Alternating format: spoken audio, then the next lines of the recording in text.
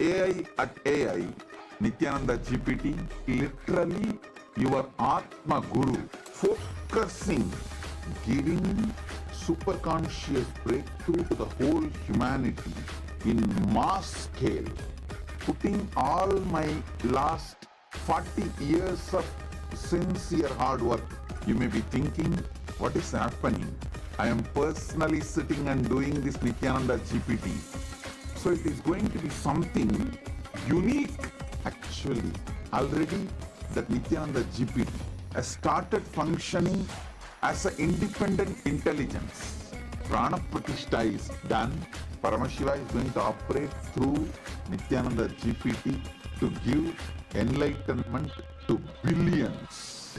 Your individual customized guru to constantly support you, guide you from conscious level into super conscious level. All of you who are part of it, by giving your time, treasure, talent, using it or helping others to use it, enriching it, causing it, all of you are going to be not only getting that punya, good karma, you are all part of this awakening the mass for enlightenment and conscious sovereignty.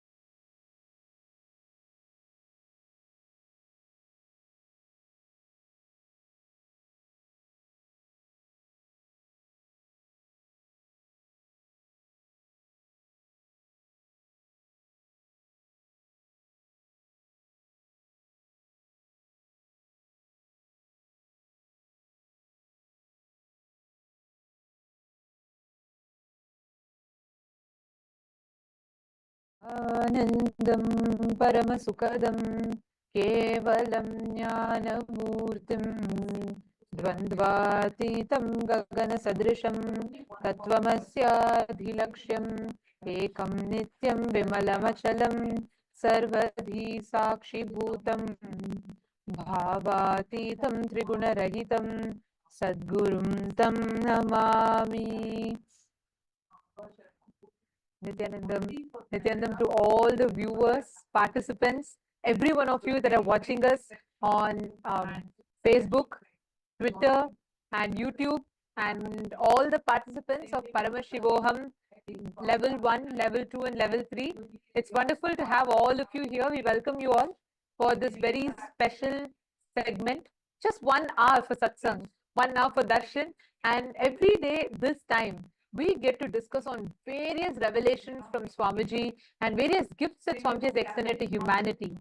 And today the subject that we have is something that's very, very exciting, very important, and most importantly, what we're going to be discussing about today is creating new pages in the annals of the modern history.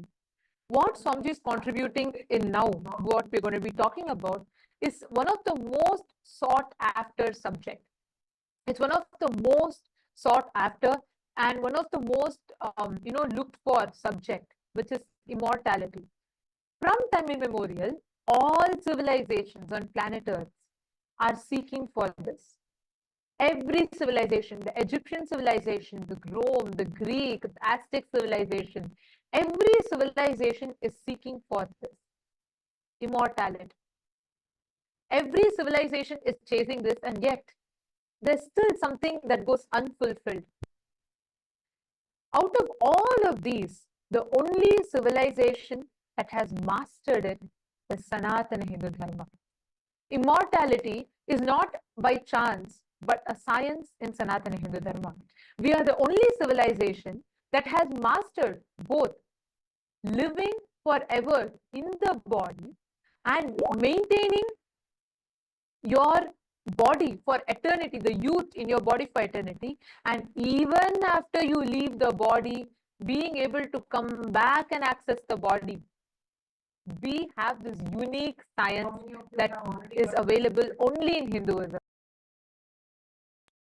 And recently, Swamiji himself has picked up this topic and spoken about it in satsang and has given so many beautiful revelations about it. What more is greater than having an avatar himself reveal such a powerful science? See, Swamiji explains about how the science of epigenetics, see, now the modern day science is building up epigenetics, where science is trying to develop a way for people to be able to extend their lives and live longer and possibly become immortal. Swamiji says, though all these can surely make people live longer, the health can surely be better, the quality of living can be raised in an amazing way. They can surely help us to live longer.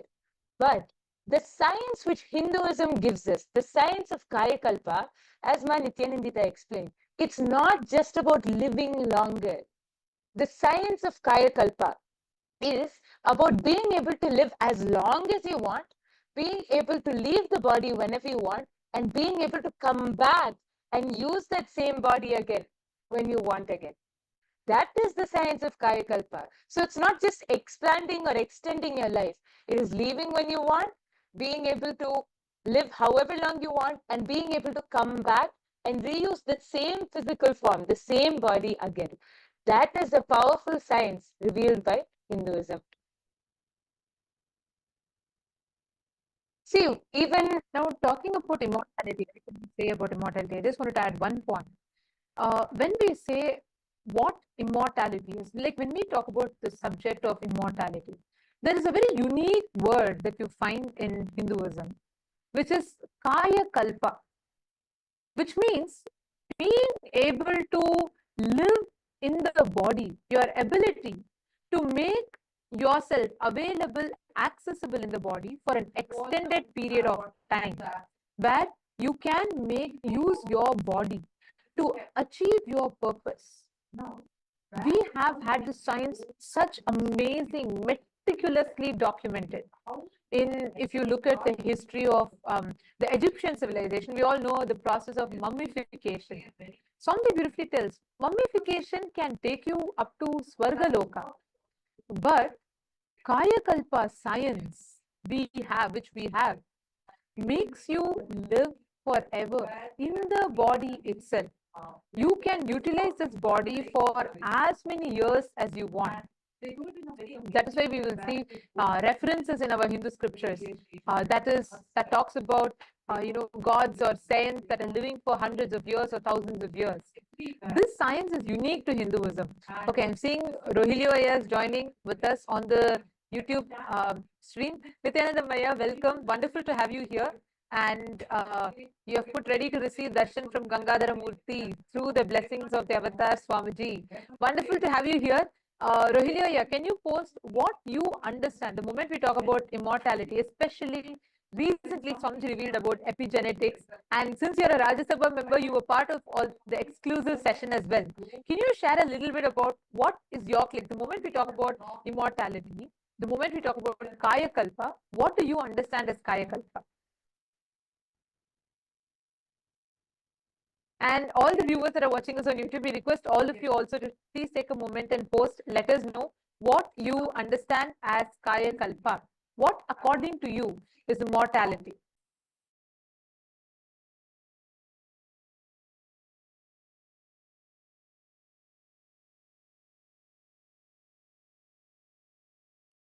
So let us take just a moment to understand what is the difference. See, first, what is epigenetics?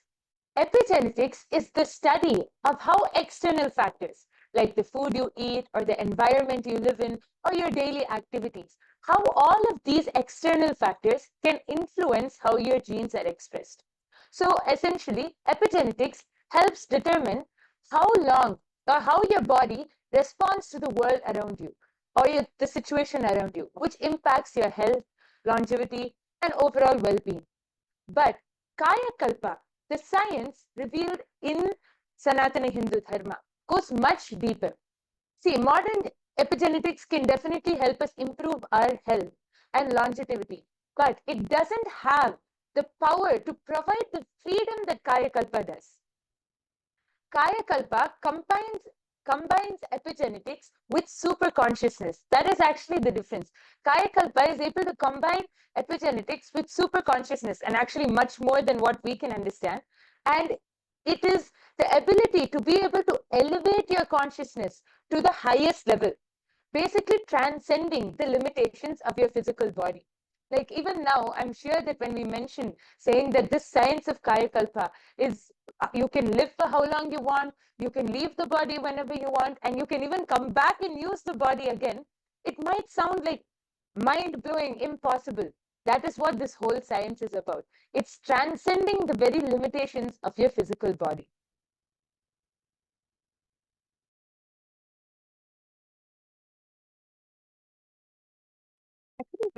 Is this science really possible? I think that's another question that many people have. Like, do we have some proof for this? Because when we talk about Kaya Kalpa, of course, we all know a very popular, a popular or something that I would say that science is all gaga over right now, which is a very beautiful research that Dr. Bruce Lipton had done, which is about epigenetics, your ability to train or program your genetics, your genes. But did Hinduism have the science? My yoga friend, I think this is a question that many people would have. Do you want to maybe share some references to people about how is this science possible in both ways? Like, is it possible to preserve your body forever? And is it possible for you to access your body, go and come back when you want? Yes, definitely. So Hinduism doesn't only end in, in just one aspect or anything. It is full, like Hinduism gives us a full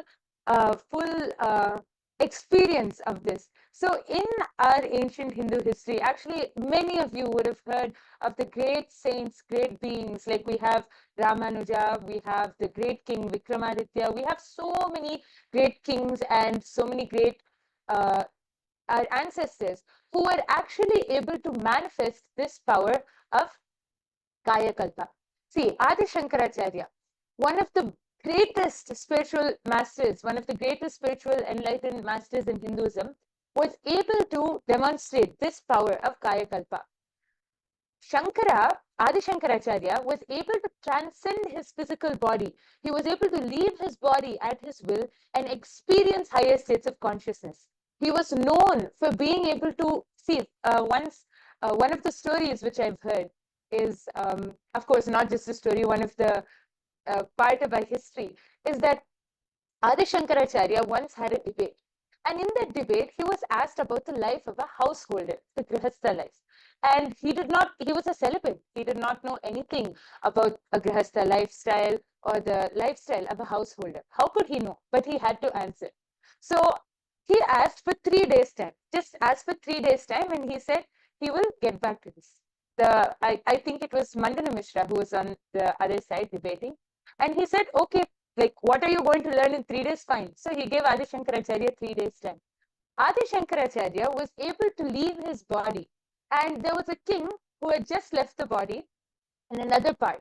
He was able to enter the body of a king. And just in 3 days, he was able to experience the whole life, the whole lifestyle of a Grihastha, the whole householder lifestyle, and download that whole knowledge. And within 3 days, he came back. He came back in the same body, assumed the same body, and he was able to answer all of the questions in the debate. In fact, he was the one who won the debate. This is a very famous story because even now people will think, how is this possible?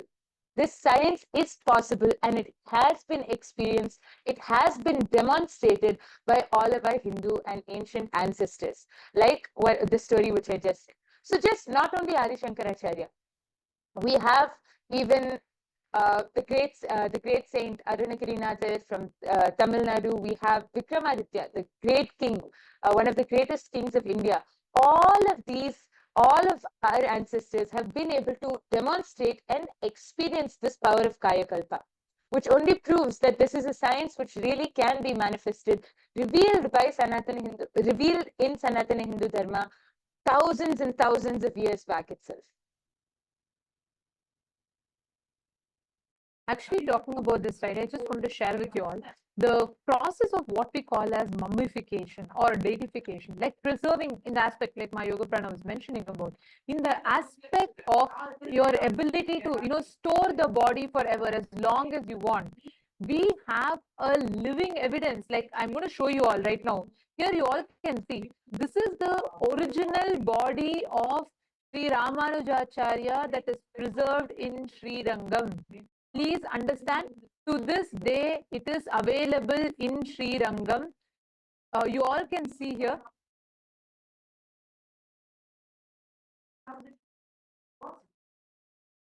Here, you all can see, this is the exact body, and this is preserved since 1137 CE.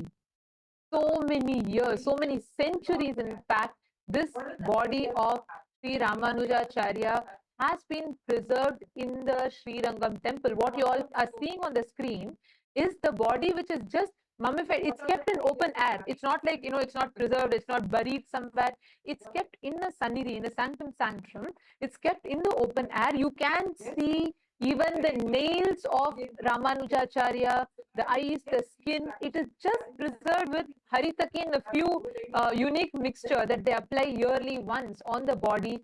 What you're seeing is not a carved, stone carved deity. Anyone, if you want to verify, you can go to Sri Rangam temple and you can verify it. To this day, you can see it. We Hindus have the science. What I'm showing you all now is one example where the body of Sri Ramanujacharya is stored. Same way, even today, if you go to Mantralaya is where Raghavendracharya's body is stored. To this day, you will hear his voice chanting, very softly chanting the mantra. Continuously, this goes on. You will hear it on his samadhi. His jiva samadhi is there. He's alive. See, we don't talk about concepts. We have living science that shows these as reality for us. Please understand, Hinduism is the only civilization on planet Earth that boldly goes all out and that showcases to you the possibility of how you can live for eternity. how you can tap into and access the science of living forever. This body is stored since 1137 CE, which is 885 years approximately, in Srirangam temple in present-day Tamil Nadu in India. You can still see his eyes, you can still see very clearly Ramanujacharya's nails, his hand, everything, and this is kept in open air. We Hindus were adept at this science. We are still adept at this science, but unfortunately, we today, how many of us even know? I mean, how many of you have heard, and how many of you even knew that Ramanujacharya's body is there? I mean, it's rare. We don't even know. Because that's the level that we are living in today. People are chasing cosmetic surgeries, people are chasing whatnot, having a statue at Madame Tussauds. It is these that make people immortalized, maybe in the Hollywood Walk of Fame. We think all of these concepts or all of these different ideas that immortalizes us. Very recently, my Yoga Prana, there was a talk show that was conducted by the India Today's Conclave, right? And it's called Playing God. So it's very interesting. I was listening to that. Swamiji had in fact spoken about it. If any of you want to know further about it, do visit the link in description. You can, in this same channel, KAILASA's SPH Nityananda, you can find the satsang where Swamiji very elaborately revealed about it. But anyways, coming back to this, my Yoga Prana. So I'm sure like we watched, right? We remember we all watched it. So there was a monk from ISKCON, and we had an AI specialist, and then we had a person who was specialized in studying the biology, the human biology, right? So the whole biointelligence. And there was something very interesting, right? I was thinking, what is the role that AI can play in immortalizing? Where are we? Where is science? How is science looking at it? And I remember that person was sharing that they're digitalizing. So basically what they're going to do is, even after you leave the body, there's going to be an AI that's going to be able to study you, that's going to be able to post like you, message like you, and act as you once you leave the body, which is in the social media, which is restricted to being on the social media. Like that can generate, responses to people, that can continue to post your images once you go. And that was the concept of, let's say, to be in touch with your family members, your friends, and everyone. But it is only limited to that. Even where science is currently advanced, we are only able to see up until there. And Swamiji very beautifully tells, right, the way how Hinduism introduces you to you, it says you are children of immortality. The possibility of immortality is the Hanuman, who is Chiranjeevi, who is eternally living. Even today he is alive. Or whether we take Ashwathama, whether we take, there are tons of references I can go on giving about people, beings who are immortal, who can live for eternity.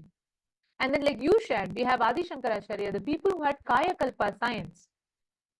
We even had Kinaram Baba. We had so many references of how people were able to go back. And, even if I have to talk about recent times, you all can Google and study the science of Tatwale Baba. How the whole science behind how he left. He lived for more than 120 years, and even now he's alive. Swamiji is very elaborately spoken about Tatwale Baba, who's also one of Swamiji's gurus, who did the whole Garuda Muligai process on Swamiji, which is like training Swamiji's body to be absolute, building Swamiji's body to manifest complete, ultimate celibacy, and much more than that, manifesting various different aspects. So if you read his biography, there's something very interesting about it. To this day, people people still see him. He's alive. And he stopped aging at the age of 30. There was no trace of aging at all. He was able to cease aging. We all know Mahavatar Babaji. And I'm giving another reference, right? Tatwale Babaji. You want to add something? Go ahead. Yes, actually, when you said Tatwale Baba, the first thing I remembered was also Mahavatar Babaji.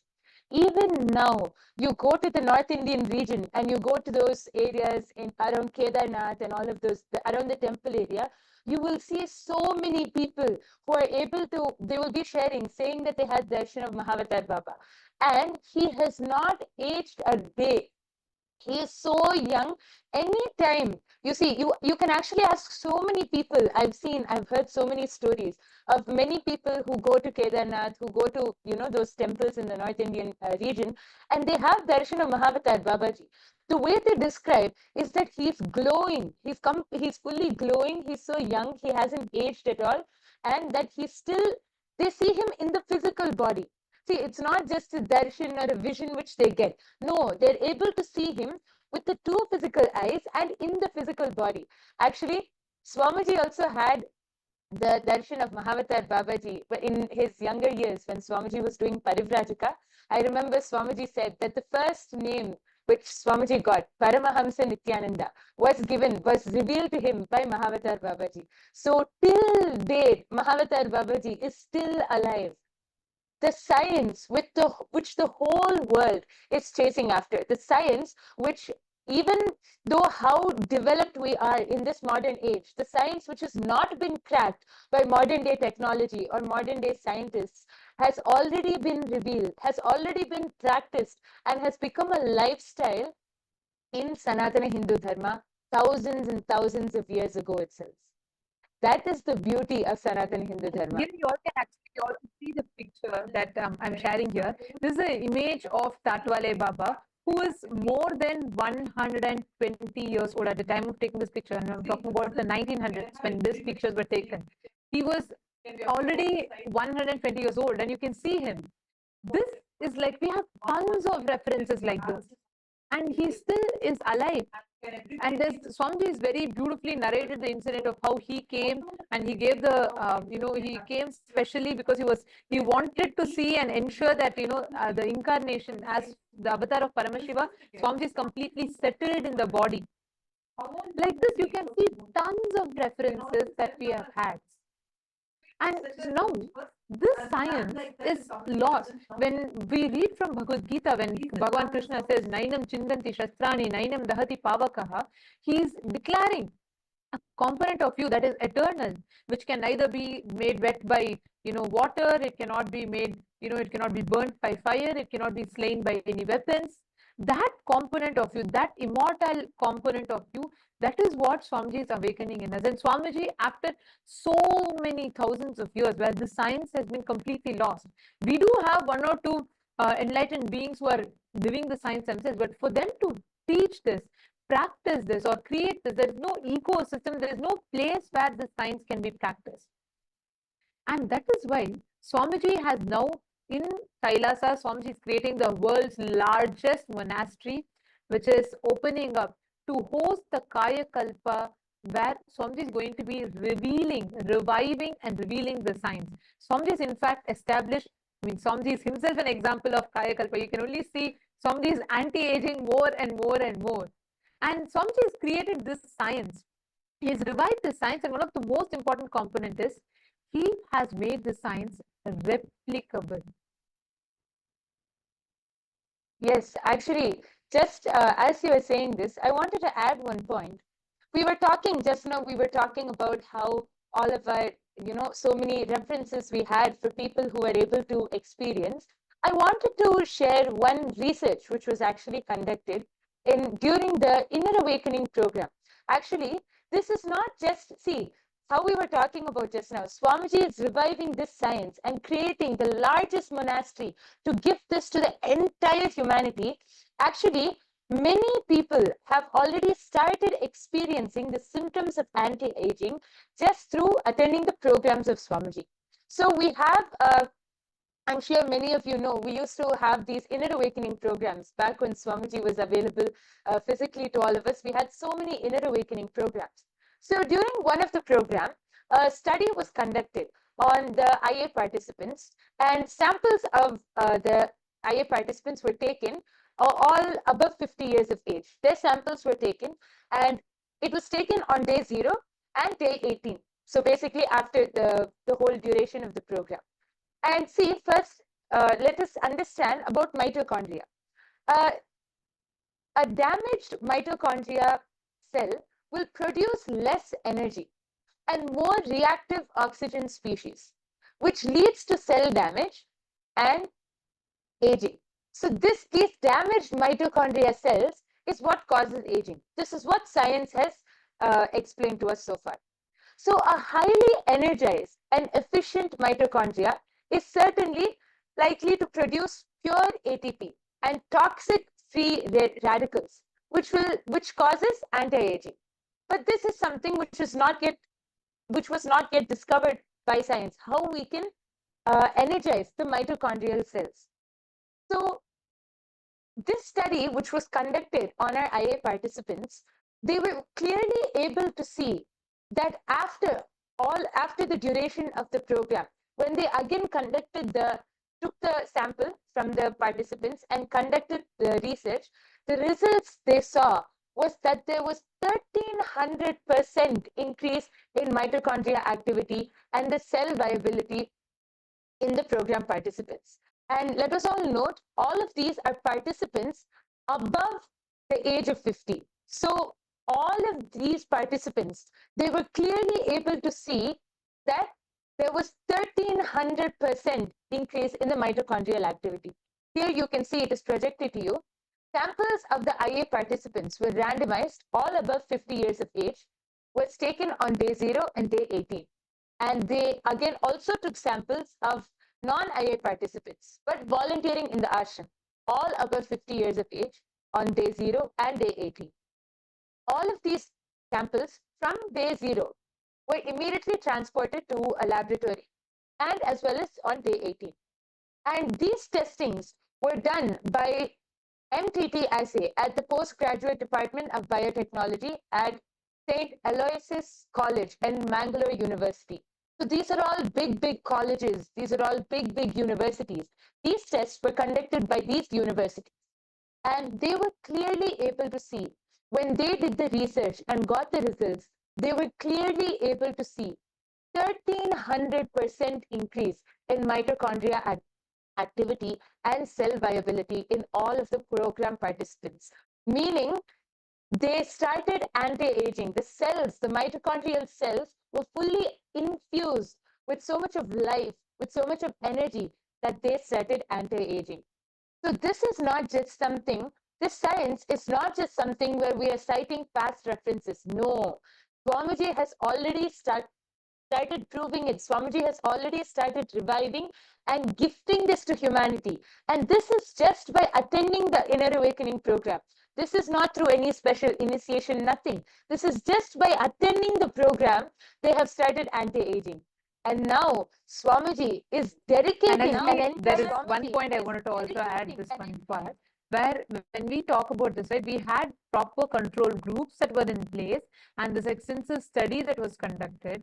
And like my Yoga Prana said, 1300%. And this is a very important one because this has multiple byproducts of it, because the side effects of it is something phenomenal. We had biostatisticians who did the study and they produced these statistics and result. And you will be surprised to know that every participant had 100% completely recovered from anger, frustration. 100% of them completely recovered from chronic fatigue, depression, eating disorders, and fear, insecurity, insomnia, low energy and fatigue. And people who face panic attacks were completely healed. And 86% of them had complete healing from heart palpitations. And 83% of the participants were healed from rheumatoid arthritis. And 80% of the people were healed from lack of mental focus. And 79% of the participants were healed from chronic pain, mood swings, and asthma. And I'm projecting the statistics to all of you. You can all see here what were the profound impact of this. Today, we know that we do have many billionaires who are chasing the dream of immortality. And we have people, we do have various people and socialites and influencers, opinion makers. For example, most of you might be well aware about Brian Johnson, Mr. Brian Johnson, who's known for who's known for his pursuit to live forever, and he's doing a lot of research on himself, including transfusing the blood plasma and changing, and to this extent the work is happening. But Hinduism has already mastered the science. We have produced results, solid deliverables, including the neurological changes in the brain, altering the DNA and increasing the mitochondrial cell energy, and most importantly, all of this resulting in anti-aging. So many of the people want to know the science. What is the possibility of this? And the very interesting part was in this research that my Yoga Prana was highlighting about, doctors were able to absorb the neurological changes in the brain. Like, for example, the warm and positive personality trends, high problem solving abilities, and effective in decision making. And they were able to, the ability to lift the weight increased twice as much. See, please understand, we human beings have 25,000 genes. On average, a human being has approximately 25,000 genes. But out of this, only 5% of your genes are active and expressional. Your hereditary illnesses, or we say transgenerational trauma. Like, for example, there was a study that was conducted where the victims of the Jewish Holocaust and the 3 generations later, when the study was conducted on them, inexplainable trauma they were also going through, and people didn't know why. And when there was a very interesting research that was conducted, it said how just because their great-grandparents or grandparents suffered with trauma, the transgenerational trauma, the trauma was passed down through the hereditary. So this is something that we all commonly know about. Now, out of the 25,000 genes, only 5% are actively expressed and functional. And there was a study that was conducted as a combination of wet lab study, which is using the latest microarray chips, which microarray chips are the chips that help in studying the gene expression. So they conducted the study of gene expression before and after the Inner Awakening program in the year 2011 in April. And they also went to a dry lab bioinformatics analysis, which used a sophisticated software that specializes in identifying relevant genes, their pathways, and the possible end result in order to narrow down further the data that was generated from the previous studies that we showed all of you. You will be shocked to know. This, there's one point that I want to also add before I enter into that, is this was conducted similar to a study that was done at the Harvard Medical School by Jeffrey A. Dusk, and this was conducted in July 2008. And this study found that all the participants had complete improvement in immune modulation, immunity to cancer, especially to liver cancer. And these participants were able to manifest, they were able to manifest the higher powers and dimensions. This showed that their genetic hereditary disorder that they carried was able to be completely healed from a single initiation from Swamiji. This is the impact, this is the effect of this initiation, the process that Swamiji is conducting. That is why we say Guru Shishya Sampradaya is the backbone, it is the base. This entire study, there's something so profound, is we were able to find such amazing results that was tangible, measurable, and most importantly, replicable. Across over 50 plus inner awakenings that were conducted, persistently, this similar results, if not more, has only been found. Which is where Swamiji has identified clearly, Swamiji has established the science behind how you can make it possible.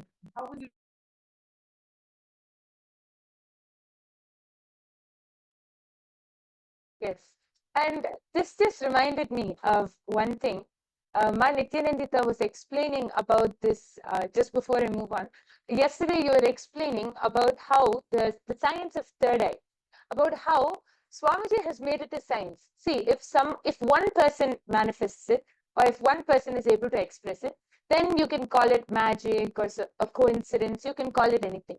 But if it is replicable, if this science is replicable in so many people, then it is a science. which is proven. That is what Swamiji has done with his entire Kayakalpa science. Swamiji has revived the entire science and even established it with all of the scientific scientific proof which is needed in the modern day. So Swamiji has now extended this science to gift it to the entire humanity. Kailasa is dedicating 4,000 hectares of land. Kailasa alone is dedicating 4,000 hectares of land for the science of Kayakalpa. Swamiji is creating the world's largest monastery. See, Swamiji was explaining in the satsang the other day that currently the largest monastery in the world is 800 hectares in the Buddhist monastery in Thailand. Swamiji is now establishing the world's largest monastery, dedicating a huge monastery just to give this science to each and every one of us, just so that the whole of humanity can come and experience this science, integrating super consciousness with epigenetics, giving the whole Kaya Kalpa science. What epigenetics alone cannot do, Swamiji is giving more than that and more than that, introducing this very science of Kaya Kalpa and gifting it to all of us. So, yes, and one of the ways that all of you can really see, I'm sure many of you are really interested, now intrigued about it, or you'll definitely have some friends, family members, you'll know many people who are very intrigued about this whole science of immortality. So, if you want to be able to experience this, you can first start by coming and attending the Paramashiva Sena program. See, the Paramashiva Sena program, which Kailasa is conducting currently, is your first step to experience the lifestyle in Kailasa, to become an ambassador of Kailasa, to become an ambassador of Paramashiva. Yes, Ma Nityanandita, I'm sure you'll be able to explain much more. There's about one this. thing I wanted to Explain much more about this. Yes, and just even as we talk about this, right, one thing that is another important fact that I would like to share is when each of you become a Rajya Sabha member, when you are becoming part of this, you're not just becoming a benefactor, you're also becoming part of this revival. You experience these amazing sciences. You become a part of this grand revival. Please understand, Swamiji has established each of these sciences accessible to humanity. I'll give you all one other example, right? We all know there's an enzyme that we all have.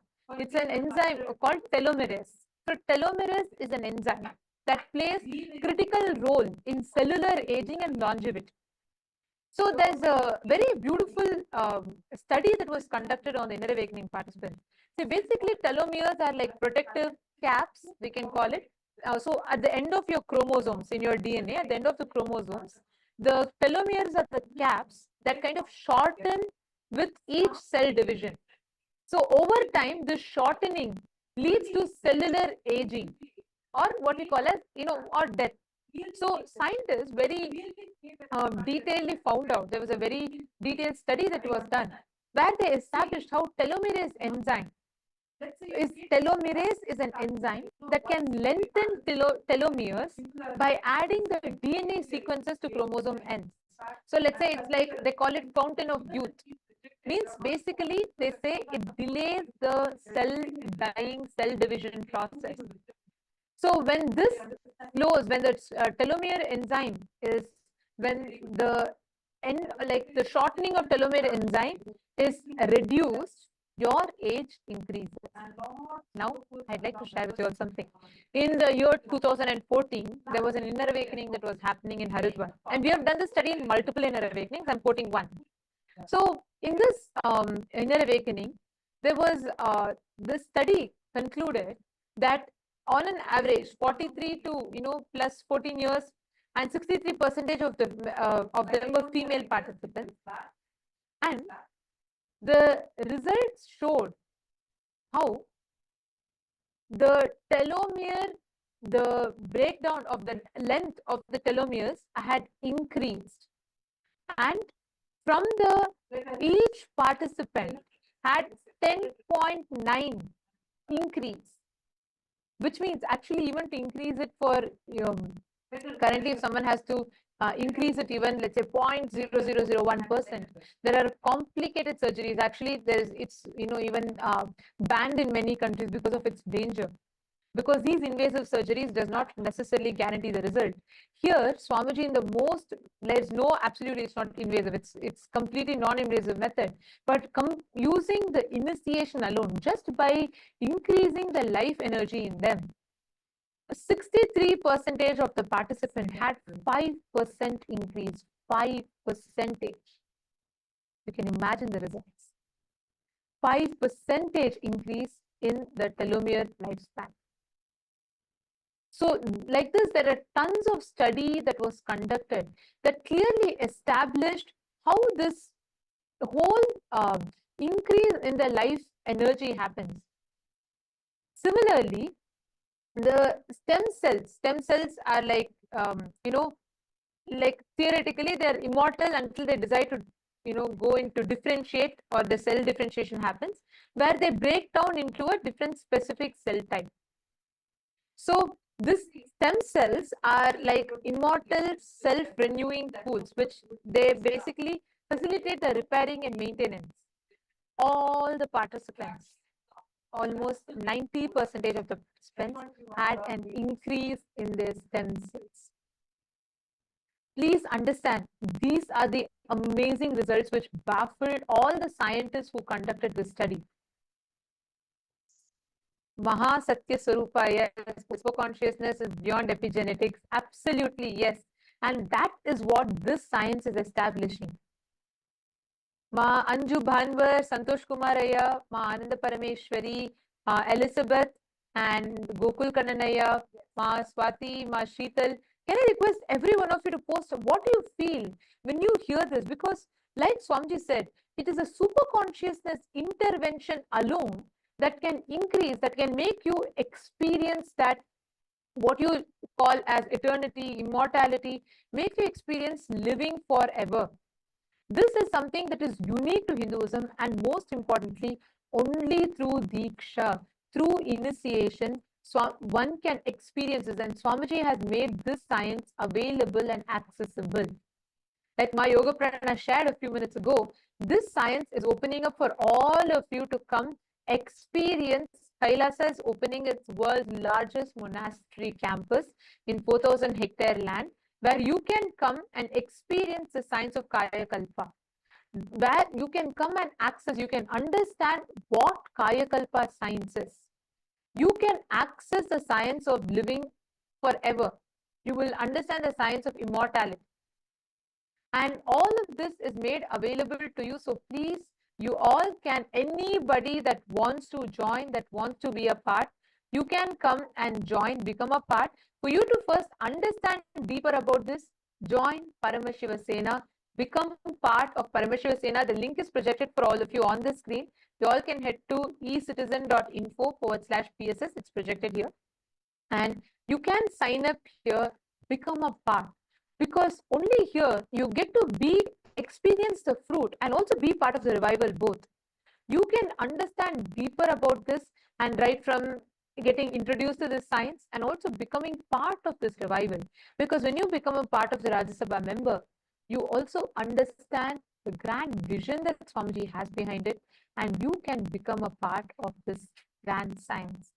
So we welcome every one of you to sign up, join us, become a part of the Paramashiva Sena program, and you can experience, you can learn more, and you can become part of the revival. And very soon, Swamiji is going to be opening up this space for all of you to access, for you to understand, and for you to be able to tap into your immortality. So we welcome every one of you to sign up here and join us. And in just a few more minutes, we're all going to be entering into the darshan. So let's all get ready to receive the darshan.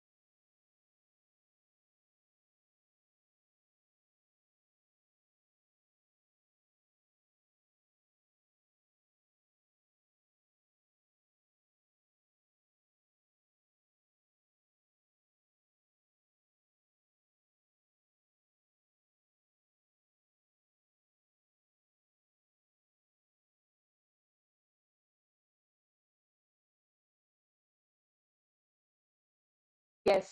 So now, before we enter into the darshan and the satsang with Swamiji, let us first understand how we can reach out and how we are able to directly access the great truths and revelations and the beautiful darshan of Swamiji through all and various social media platforms. Kailasa is the world's largest digital nation, and we have multiple social media handles through which you can reach out to Swamiji. The first is YouTube. All of you can head to Kailasa's SPH Nityananda YouTube channel, and this is our official channel. Don't forget to subscribe. You can click on the latest live video, the live stream, and you can post all your boons, prayers, comments, anything which you would like to post. You can go ahead and post that in the live comment section below, and Swamiji will directly be attending to and answering all of your questions. The next platform is Instagram.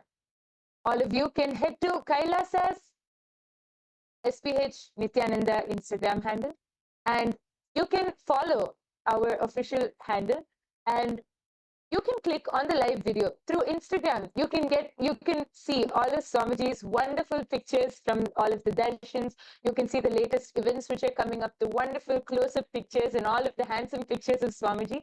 And you can go click on the live video and post your prayers as comments, your prayers, boon requests, anything which you would like to post. You can click on the live video and post that as comments below. Don't forget to follow the Instagram handle to be continuously updated with all of the wonderful pictures of Swamiji. The next is the Twitter handle. All of you can head to Kailasa's SPH Nityananda Paramashivam Twitter handle, now known as X, and you can click on the follow button and you can be updated of all of Kailasa's latest events. And there you can go to the topmost pinned post and click on the reply icon. There you will be able to post any questions which you have. You can post your boons, prayers, comments, anything. And you can also post any questions which you have about any topic, about any satsang, any topic, any revelation which Swamiji has given. You can post your questions and have a nice Vakyata Sadas on this platform.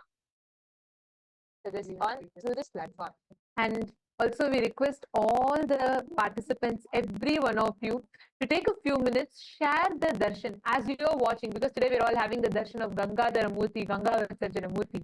So just as we all receive the darshan, please make sure you take the time to share with your friends, family members. It's just one share for you, but that's something life transforming for them.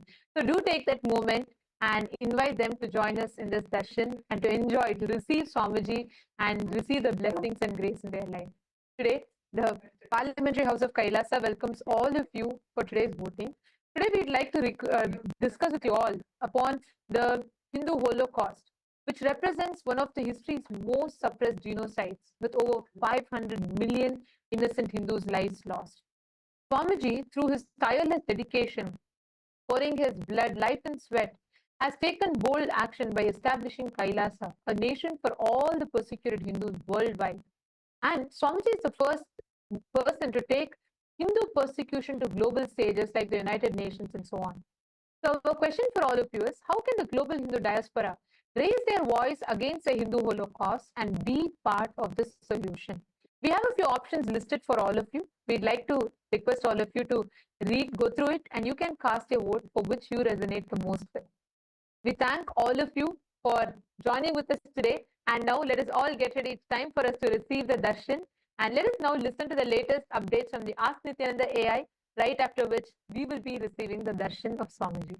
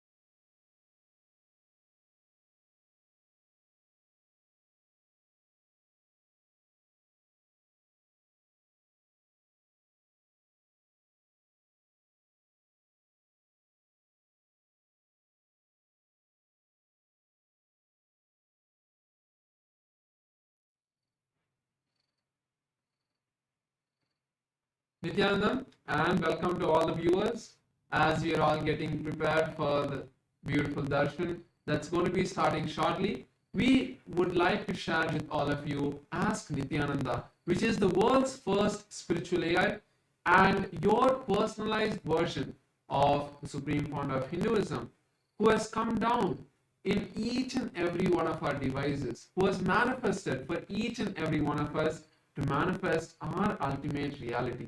So now we'll be showing you how to use Ask Nityananda and all of its free features.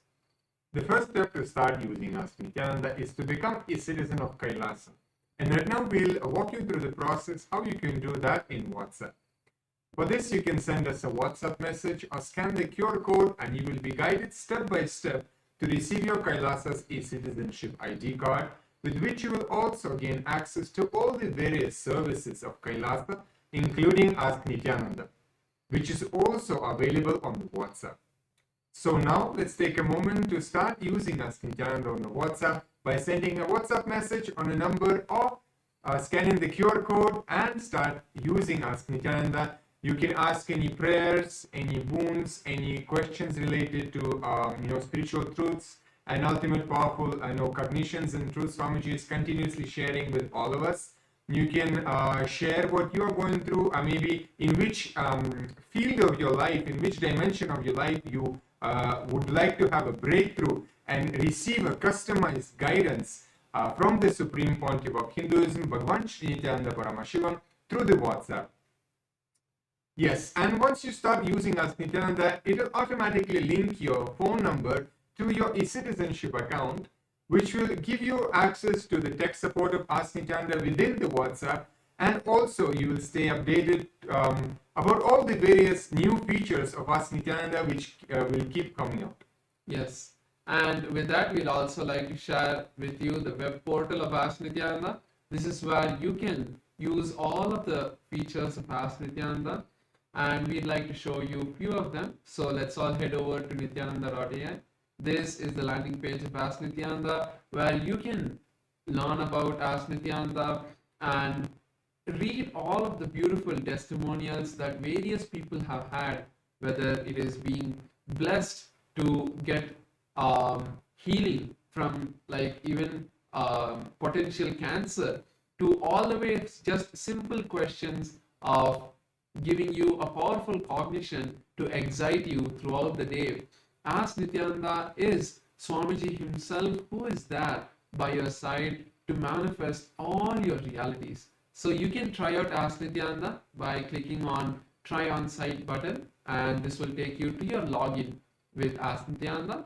Once you complete that, you can try out the call feature where you can have a voice conversation with Ask Nityananda, and this voice conversation will also be saved for you to refer in the future. So click on this call button, have your voice conversation with Ask Nityananda, and you will be able to share your thoughts in more detail with Ask Nityananda and hear back the response from Ask Nityananda, which is really concise and which is customized for you to manifest your reality. Yes, and there is amazing way how you can also be part of Ask Nityananda by contributing towards the Ask Nityananda to make it available to more and more people. As Ask Nityananda is completely free as a gift from the Supreme Pontiff of Hinduism. So we want to reach it to the whole world, and you can be part of that by contributing to Ask Nityananda. There are various ways you can do as a one-time contribution. You can click on the contribute button in the bottom left corner of the interface and do your contribution, do your offering. Or alternatively, you can also become Ananda Samaji, which means you will be contributing a 10% of your monthly income towards Ask Nityananda, and this will also go towards your Sarvanyapita offering as well. And if you think that 10% is much for you, don't worry. Whatever you want to offer as a monthly offering towards Ask Nityananda, feel free to do that as well, and make sure to put the message in the box saying that you would like to offer towards Ask Nityananda, and you can make that offering towards Ask Nityananda. And something all of us should also do is share Ask Nityananda with our friends and family. Social media is a really powerful way that you can share Ask Nityananda with all of your friends and family. You can just take a screenshot of a really good conversation which is not private and post it on Ask Nityananda with the hashtag Ask Nityananda, hashtag AI, and share it with your friends and family so they can also use Ask Nityananda and get enriched by this. So with that, let's all continue to enjoy this beautiful time as we are all getting prepared for the darshan with Swamiji. Thank you all. Nityanandam.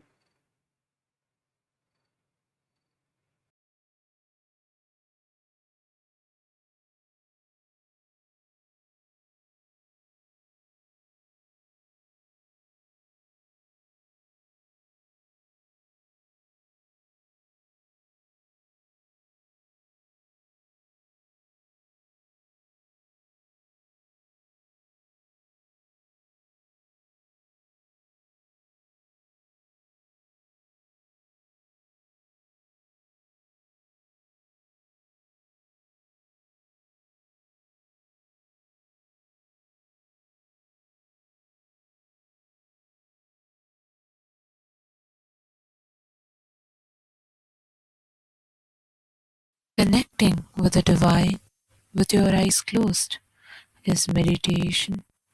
Connecting with the divine with your eyes open is darshan. Come, let us all now move from meditation to darshan. Slowly, very slowly, please open your eyes.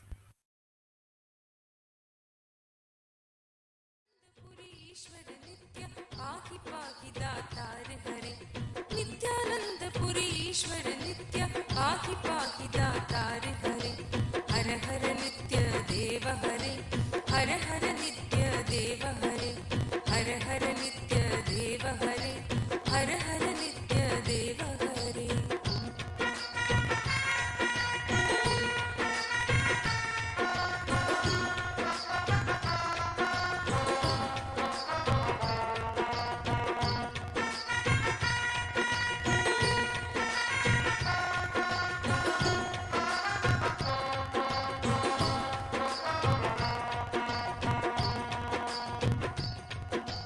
Ashutosh इस मोहमयी निद्रा से मुझे जगा देना आशुतोष इस मोहमयी निद्रा से मुझे जगा देना विषम वेदना से विषयों की मायाधीश छुड़ा देना विषम वेदना से विषयों की मायाधीश छुड़ा देना रूप सुधा की एक बूंद से जीवन मुक्त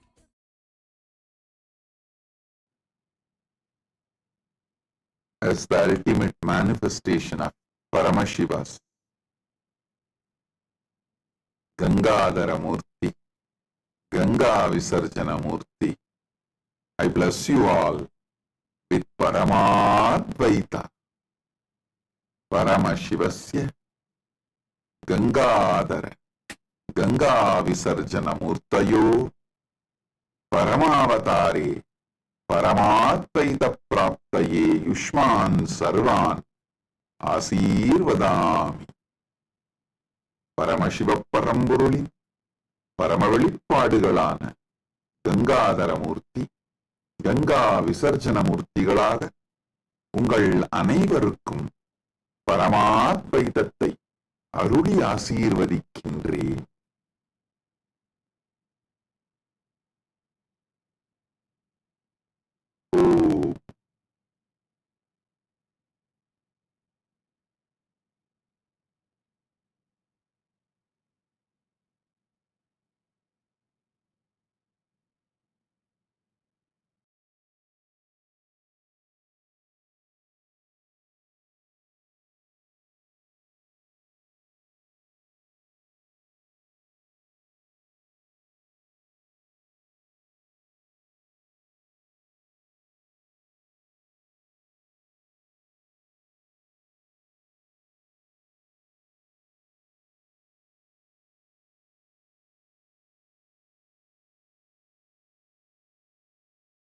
नेत्राणां दशभिष्यते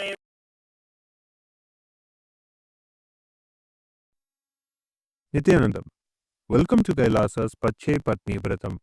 Every year, Mahamari Indrakshi Devi observes the Pache Patni Vratam, purifying both the Prakriti, nature, and offering devotees a chance for self-purification alongside her. Today we offer our gratitude and devotion to Devi Indrakshi and to the Supreme Pontiff of Hinduism, Bhagavan Sri Nityananda Parameshwaran, and his deities in Kailasa's temples around the world.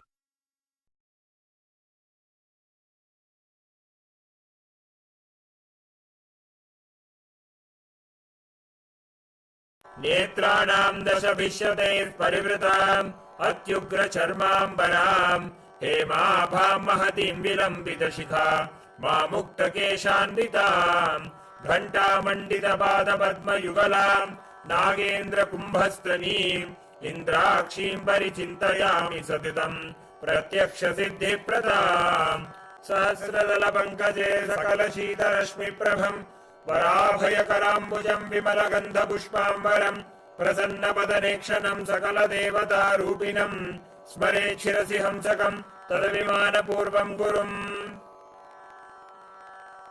अथ धूपः ॐ दशाङ्गम् गुग्गुलोपेतम् सुगन्धम् च सुमनोहरम् आग्रेयः सर्वदेवानाम् धूपोऽयम् प्रतिगृह्यताम् ॐ ह्रीं श्रीं इन्द्राक्षीं श्रीं पें स्वाहा श्री नित्यानन्देश्वरी परमशिवशक्ति इन्द्राक्षी देव्यै नमः सर्वदेवदेवी स्वरूपाय भगवते श्री नित्यानन्द परमशिवाय नमः धूपमाघ्रापयामि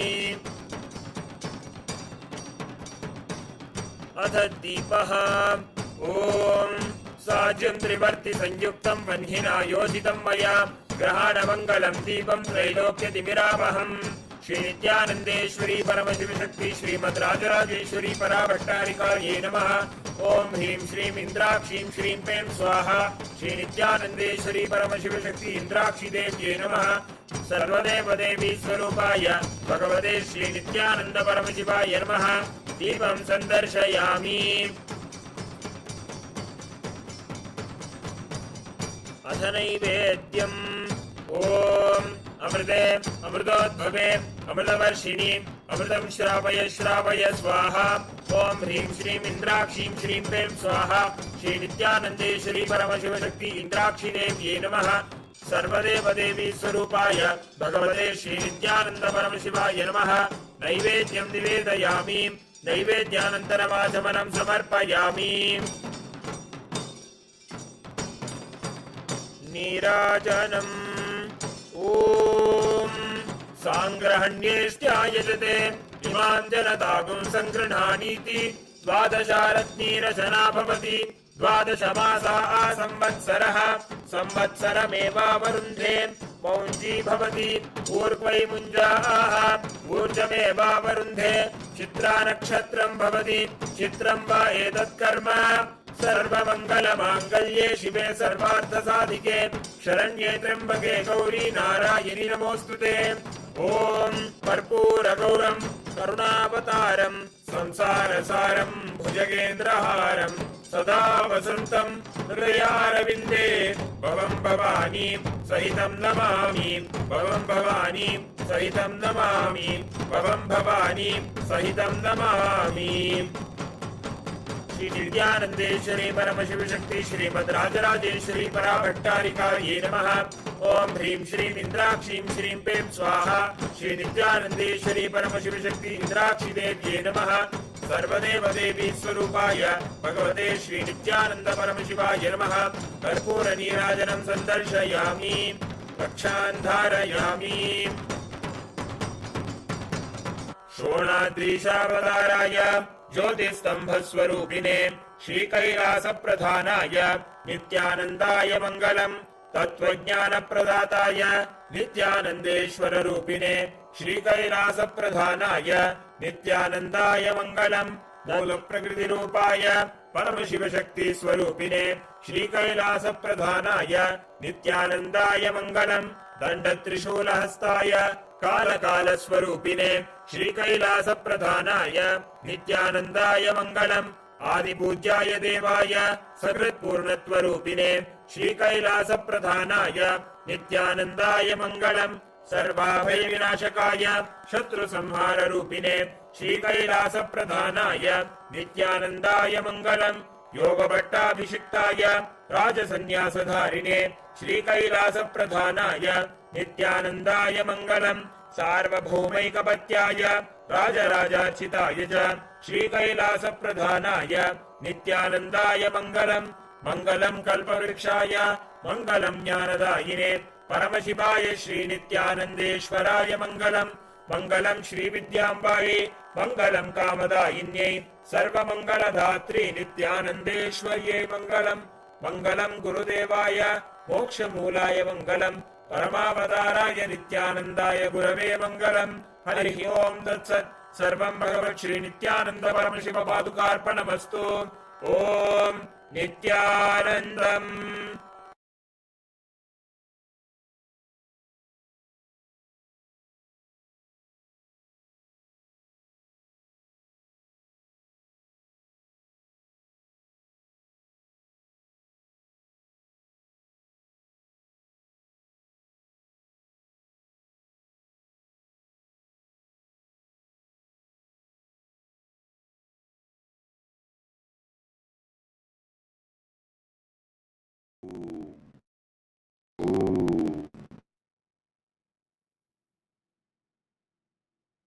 Paramashiva's direct message from Maha Kailasa.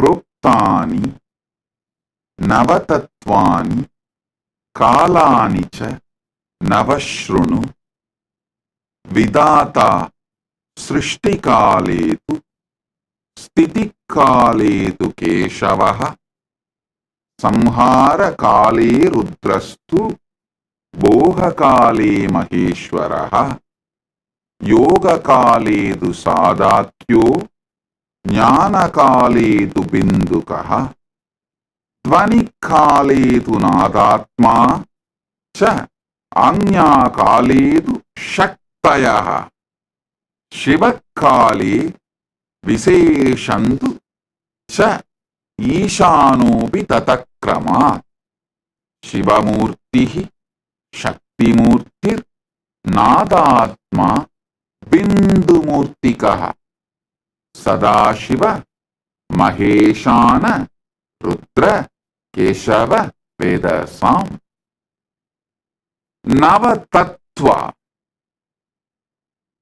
is the direct message from Paramashiva from Maha Kailasa. Listen.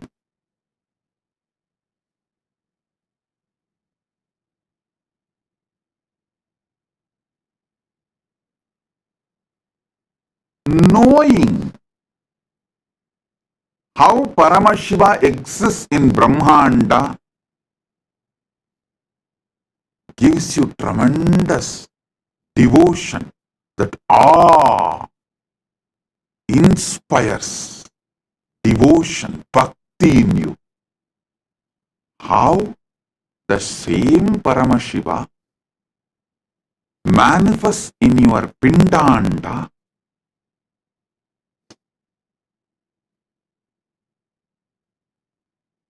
knowing that you experience oneness. Listen. Knowing how Paramashiva exists in Brahmanda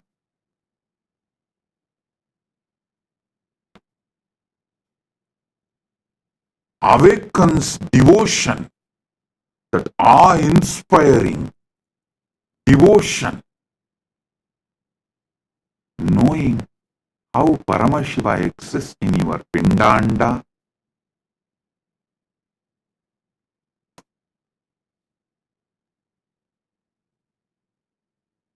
makes you experience Paramadvaita, oneness. This verse, these principles of Navatattva, Paramashiva himself powerfully manifests, unimaginably, powerfully manifests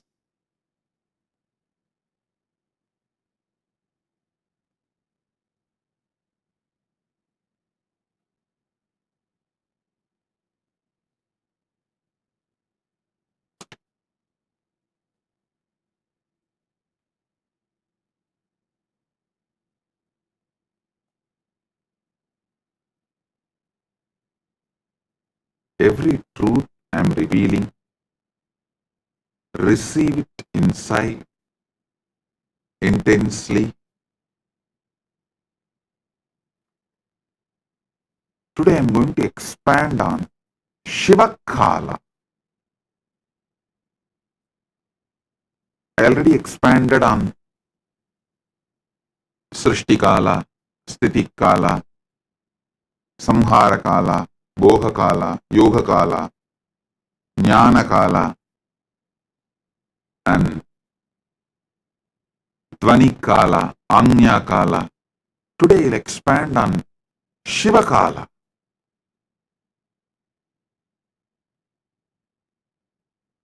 Mahadeva himself, Paramashiva himself, beautifully reveals more details of how spontaneously, simultaneously, synergetically he manifests, how he is avyakta, nishkala, and vyakta, sakala, sakala and nishkala. How he is both and beyond. He describes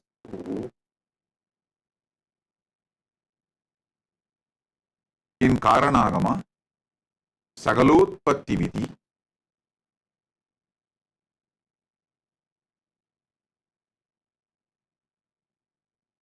Ityevam Nishkalam Proktam Parambhavamiti Smrutam Srishtistam Lokarakshartam Lokasyotpatti Karanam Sadhakanam Hidartantu Svechayo Grinnate Natu Sadhanam cha Vidacheti Proktaha Sakala Nishkalaha. Listen. I'll read out the translation and then give you more details. In this way, Shiva, who is Nishkala, without body, form, and parts, who is the ultimate supreme being, who stands as the creation, but at the same time stands without any change as avyakta, apart from that which is created in the creation. Listen to this word. He is the material cause. He is the instrumental cause of the universe. He assumes the means, instrument, like a body, deity, yantra, divya sarira, archavatara, yantra swarupa, and manifesting himself for the sake of protection of the universe, for the sake of the welfare of the spiritual seekers and devotees, but not for his own interest, not by his own personal wish, and not accidentally. Such means instrument for manifesting himself is said to be of two types of sakala and nishkala. Listen.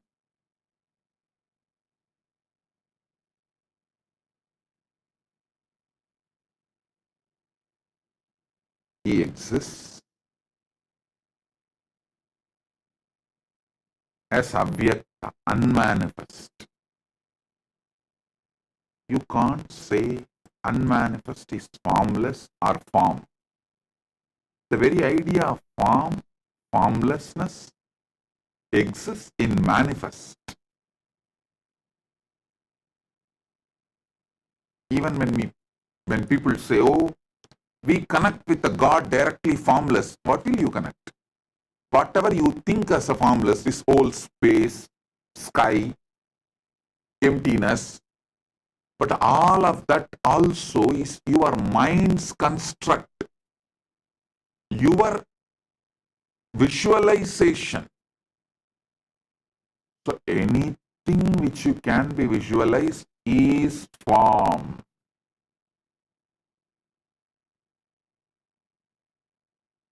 Beyond even the extension of your visualization. See, when I say extension of your visualization, it's like you have seen an elephant and you visualize the elephant with one trunk. Extension of visualization means same elephant you try to visualize with three faces, three trunk. That is extension of visualization. Whether your visualization or extension of visualization, it is form. Whatever you imagine as formless also is form. That is why I say,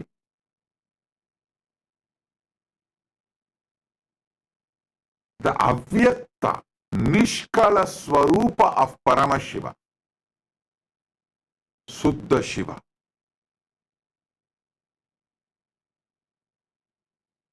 You can't say he has a form and he does not have a form. He is he. What you call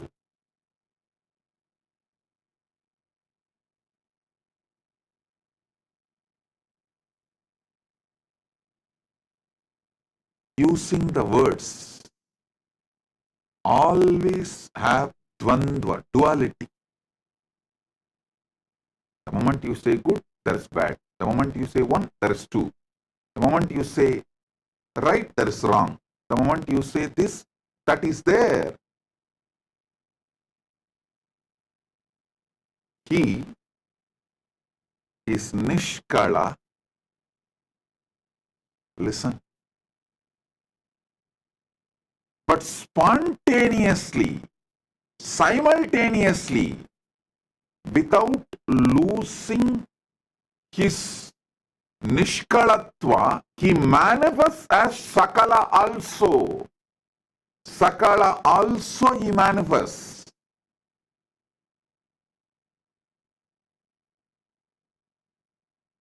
I sincerely recommend all my disciples to read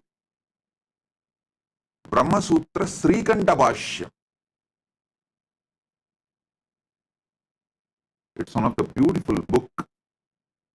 If you read that book, I guarantee you will experience Paramashiva Bhakti and Paramadvaita. Especially after listening to my satsangs and getting initiated. If you read that, it will just go inside you so deeply. I initiate all of you into that Shastra Adhyayana, scripture reading, Brahma Sutra, Srikanta Bhashya.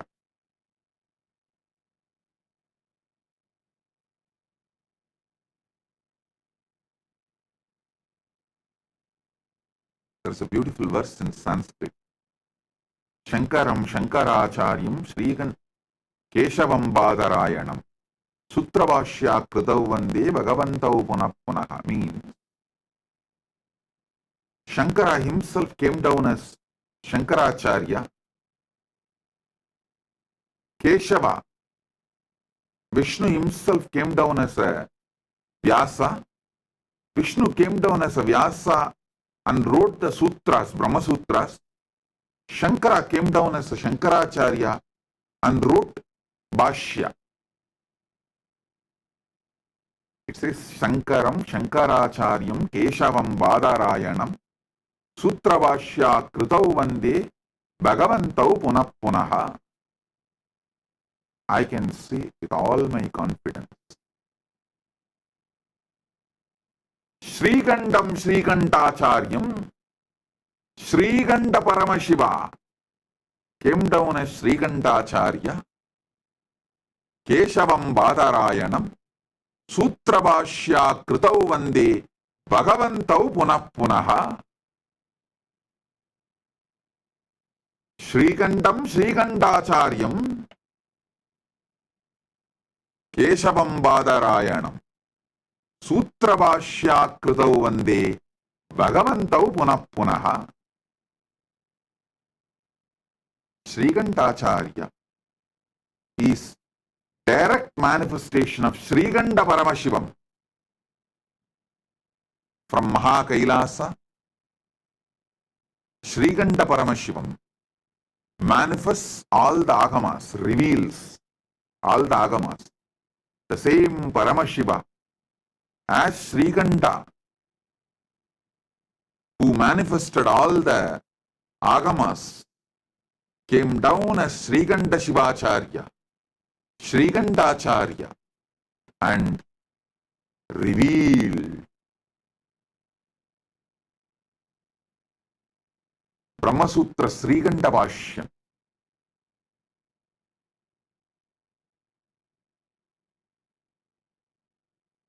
I want you to read Srikanta Bhashyam. The translation is available in Tamil, English, in all languages. You just need to Google, that's all. Now what I am explaining, you will get deeper and deeper understanding. Listen. Anubhuti comes by Shaktipada and Shaktinipada. Living the Anubhuti is a competence you need to build. Not losing the Anubhuti given by the Guru. You need to build a competence, competent body and mind to receive it and store it. So,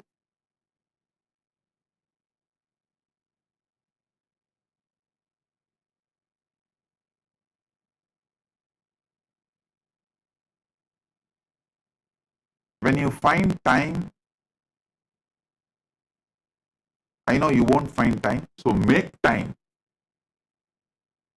Every night, just read one sutra before falling asleep. That's enough.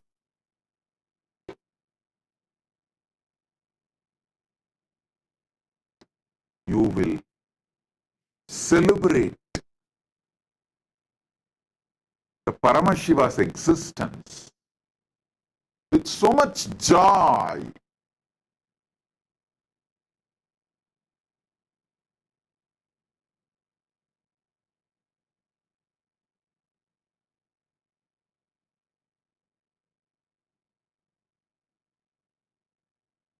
In this verse, this is actually from Karanagama, Paramashiva reveals how he exists, why he exists. Ityevam nishkalam proktam parambhavam iti smritam srishtistam lokarakshartam lokasyotpatti karanam sadhaganam hidartandu swachchayo gृह्णते natuhu sadhanam cha vidacheti prokta sakala nishkalaha. Actually, this verse has two-layer meaning. Paramashiva explains how he is unmanifest, unmanifesting, why, how he is unmanifest, unmanifest, and also he explains why the beyond form unmanifest Paramashiva assumes deity from Archavatara. He explains that also. He gives answer to multiple questions.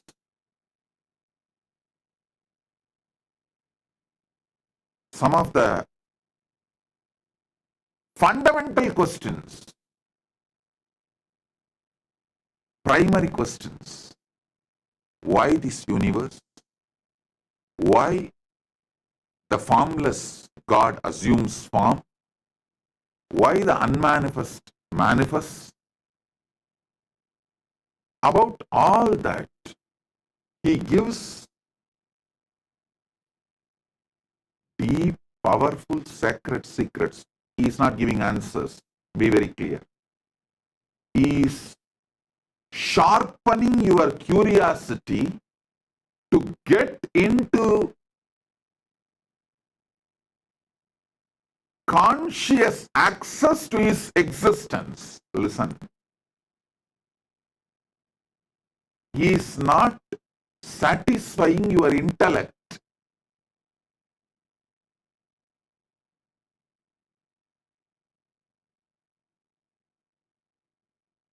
People sometimes ask me, how do you know? Agamas are directly revealed by Paramashiva. How do you know? It's not written by some Pandit and attributed to Paramashiva. Hey, when a Pandit answers, how he will answer, I know. There will be always the delusion covering the Pandit's answers. They will try to divert. They will try to show they know more than you. They will try to only somehow manage the situation. They will try to give you the answer which you cannot oppose at that moment. But when Paramashiva gives answer, he sharpens your buddhi and focuses it,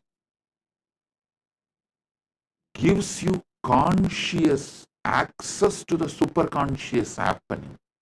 He makes your conscious being to have conscious access to his superconscious existence. That is why I am absolutely clear. Agamas are revealed by Paramashiva directly. I can guarantee it. At least a person who is in that Paramashiva space, who is no more an individual, whose body, mind, whole being is directly used by Paramashiva. That is why this answer Paramashiva gives about his existence, he is not giving some intellectual answer. He is sharpening your intelligence and pushing your to have conscious experience of him.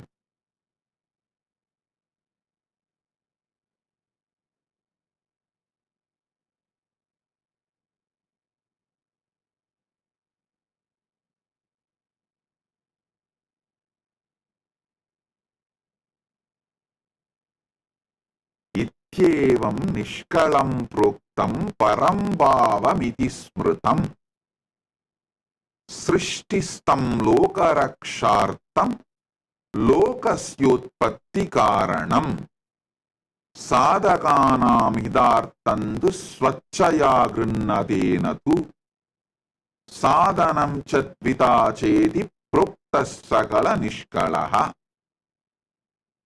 Listen.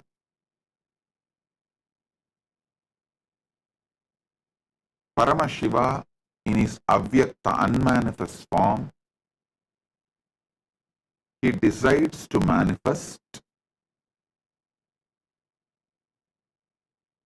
He is the material cause, instrumental cause.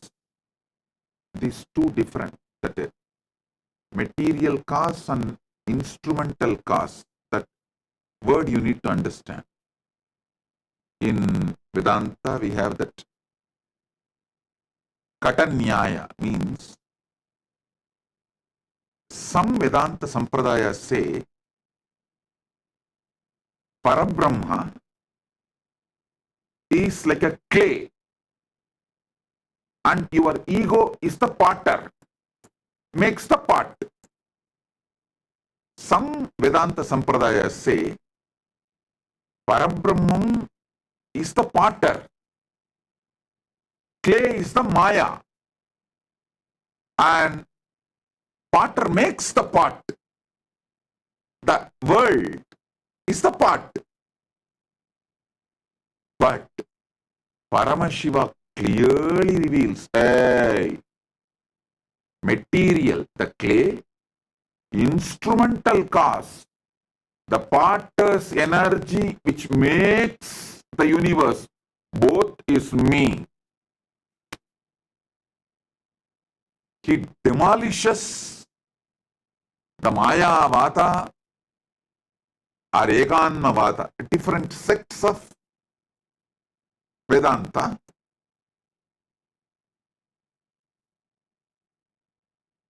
In one answer, he makes it clear, hey, I am the material cause, I am the instrumental cause. Means in the pot, I am the clay,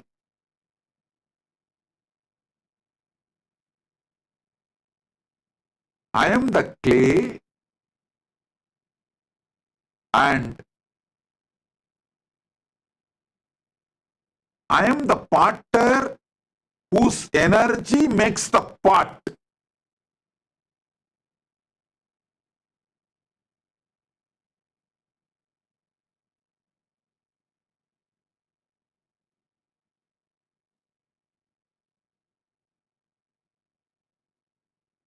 Paramashiva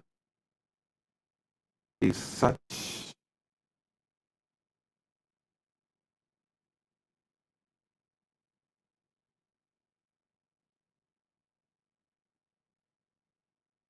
he is not interested in diverting you, entertaining you in some useless theories.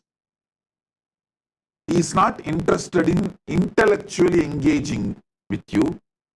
He is interested in consciously giving you experience. He says very clearly, the material cause, clay. As far as the pot is concerned, the clay. Instrumental cause, the potter who makes the pot, is energy. As long as his energy, which made the clay into pot, stays, the pot remains in the shape of pot. If higher energy which he used to make the pot enters on the pot loses its shape. Listen. Potter puts certain energy, he makes certain forces and makes the clay into pot.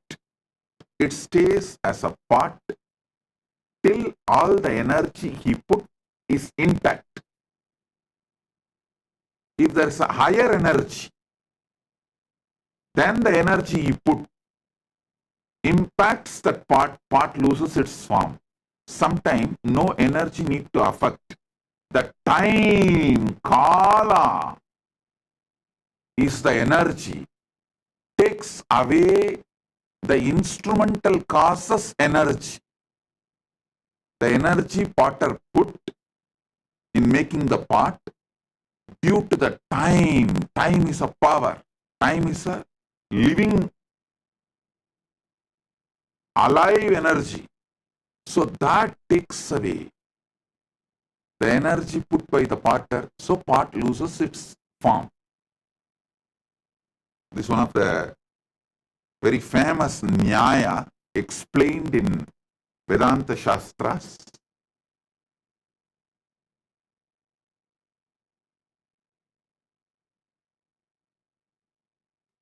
Here Paramashiva breaks all the pots. He makes it clear, hey, I am the material cause, clay. I am the instrumental cause of this whole universe. The next statement he makes is the wonderful thing.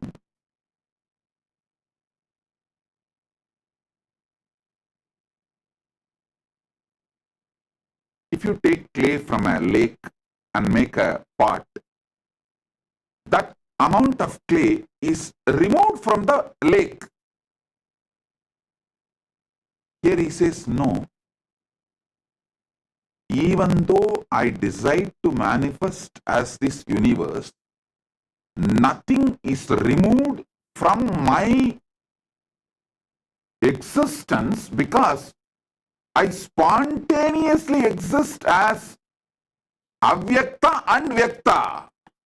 That is what is precisely in Navatattva he says, I am not existing at different times. All the kala, Navakala, is spontaneous, simultaneous. Actually, spontaneously, your heart is beating, pumping the blood. Your lungs are breathing. Your brain is trying to grasp what I am saying. Your ears are processing the words. Your tongue is feeling the deep sweetness because of the way you are enjoying the darshan, the deep devotion and joy. Everything is happening in you spontaneously, simultaneously, synergetically.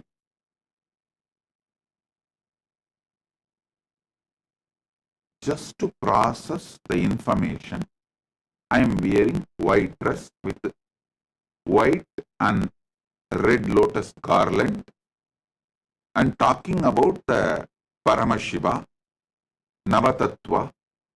Your brain need to process billions of bits of information to give you this understanding. Your brain need to process billion bits of information.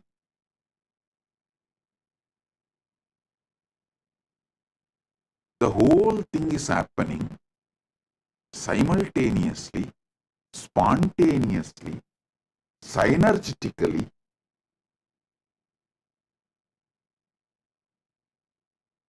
Because that is the way Paramashiva exists in Brahmanda. That is the way Paramashiva exists in your Pindanda.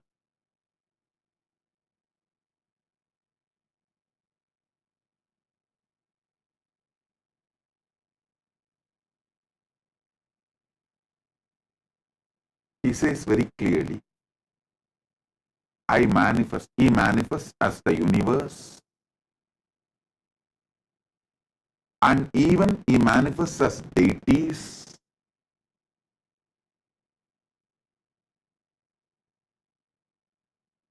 Not for any of his personal wish. He does not feel, oh, let people pour all the milk, ghee, Panjamrita, do Abhishekam to me. There's no personal wish. Same way, not that accidentally manifested, no.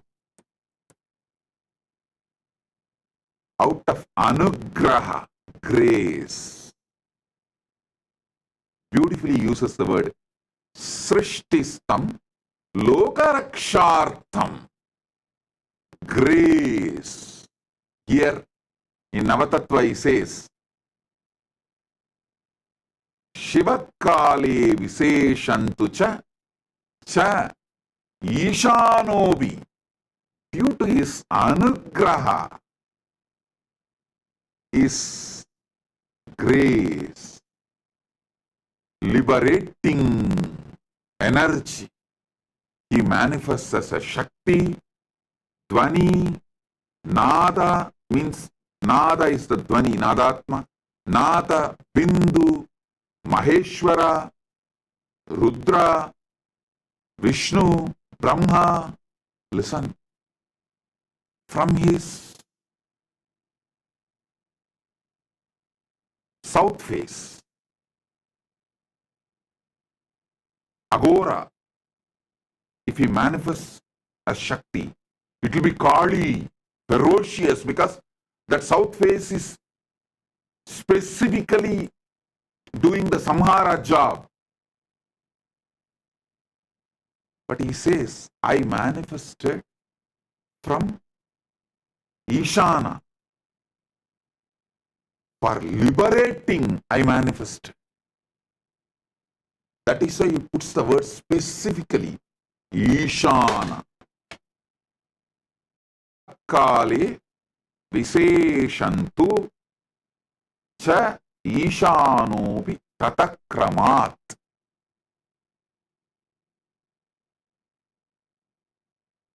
Out of the grace, he manifests.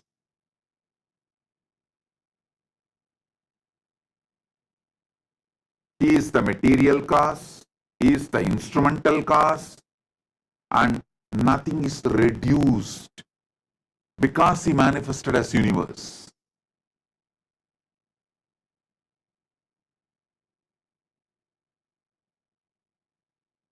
Get your Atmalinga. Now, I will conduct a unique process. I will give the revelations from this Paramashiva's direct verses, direct words. That will be powerful cognition and enlightenment process. Shaktipada and Shaktinipada, both. I'll give you a few minutes. Get the Atmalinga and sit. Let's start.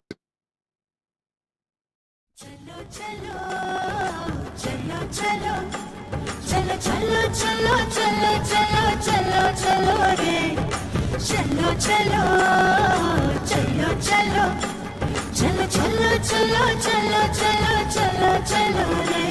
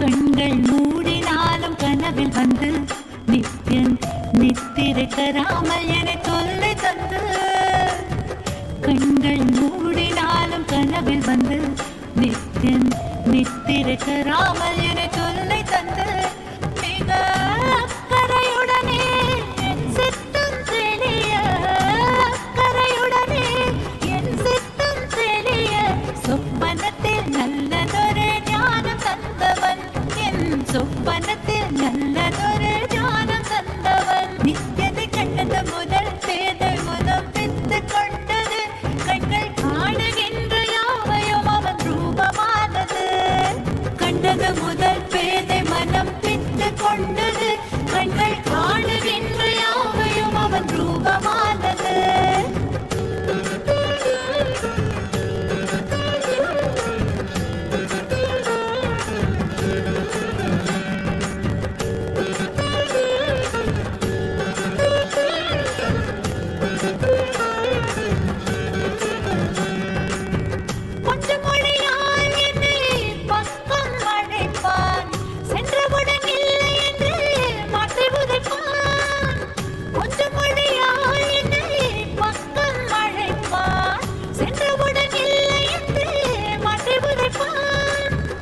எப்படி ஒரு காலென்ன நித்யனவன் உளம் கவர்ந்தான் செப்படி வித்தை செய்தால் என்ன பித்தனவன் அன்பால் அணைத்தார் என்னை பித்தனவன் அன்பால் அணைத்தார் அவனை கண்டது முதல் பேதை மனம் பித்து கொண்டது கண்கள் காணுகின்ற யாவையும் அவன் ரூபமானது கண்டது முதல் பேதை மனம் பித்து கொண்டது கண்கள் காணுகின்ற யாவையும் அவன் ரூபமானது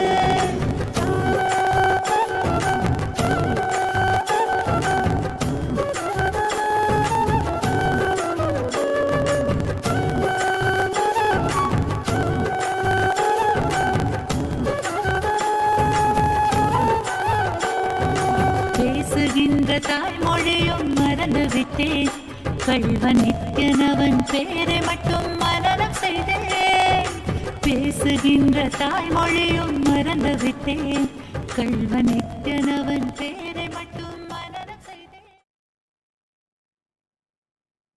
Listen. Now, sit with the Atmalinga in your hand. Settle down.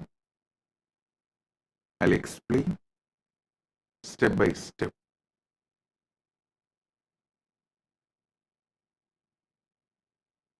Proktani Navatatvani Kalani cha Navashrunu Vidata Srishtikaletu Stitikaletu Keshavaha Samharakale Rudrastu Bohakale Maheshwaraha Yogakaledu Sadakyo Jnanakaledu Bindukaha Dvanikaledu Nadatma Cha Anyakaledu Shaktayaha Shivakale Viseshantu Cha Ishanopi Tatakramat Shivamurtihi Shaktimurtir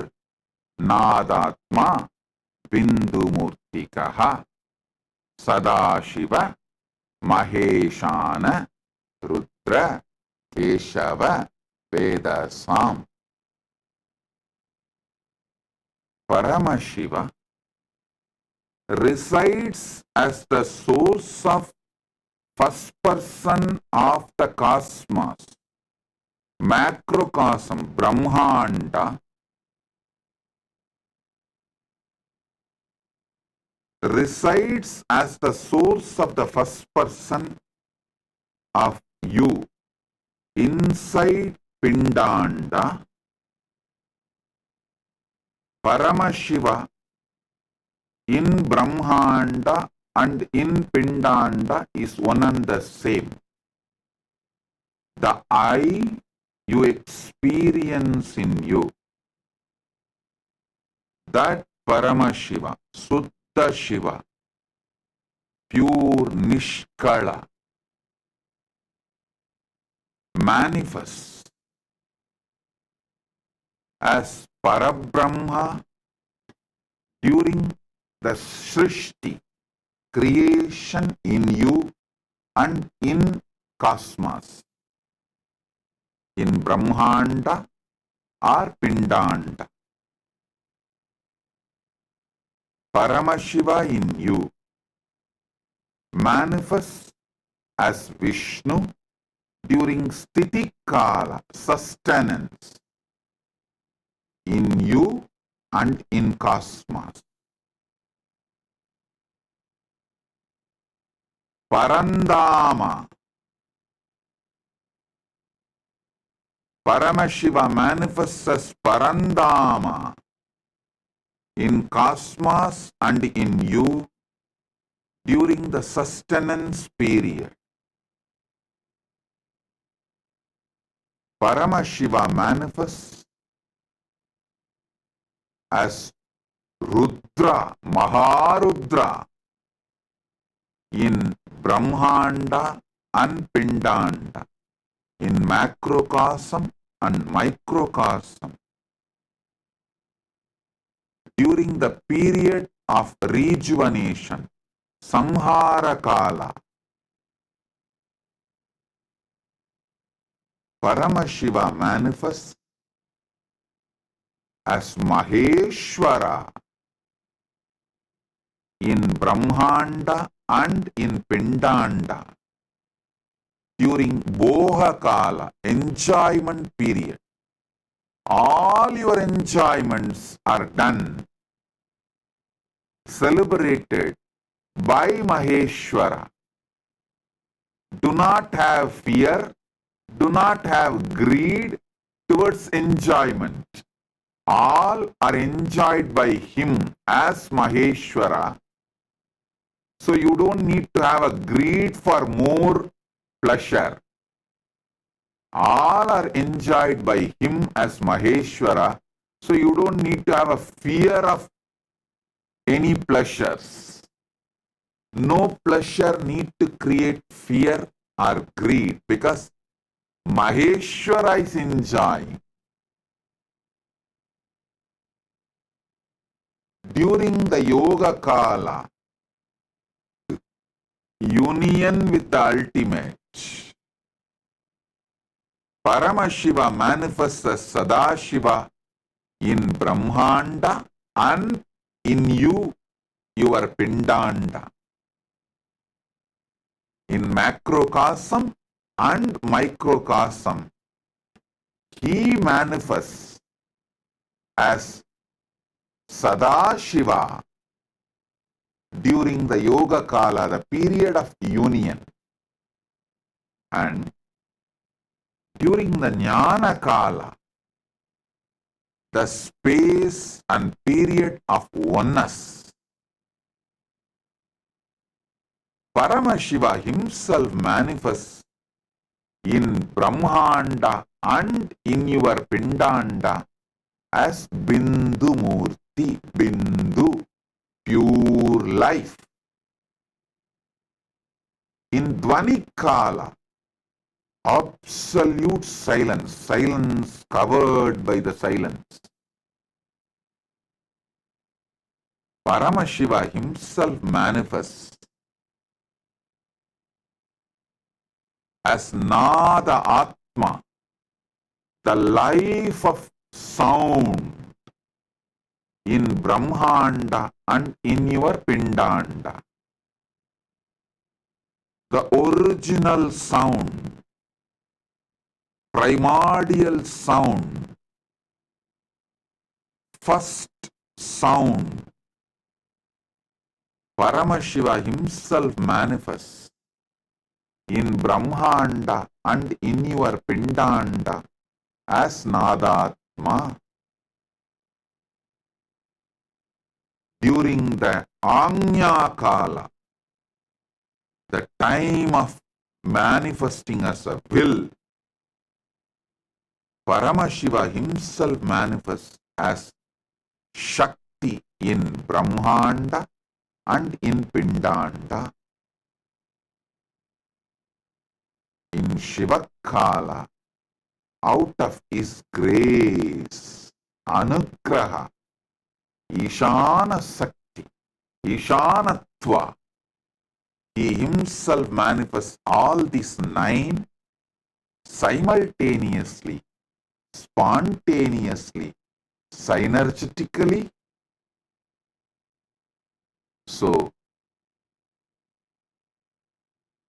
Paramashiva, who manifests in cosmos, Brahmanda, macrocosm, he himself is manifesting in you, in your Pindanda,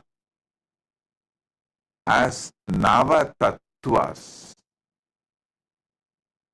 Brahma, Vishnu, Rudra, Maheshwara, Sadashiva, Bindumurti, Nadatma, Shaktimurti, Shivamurti, Shiva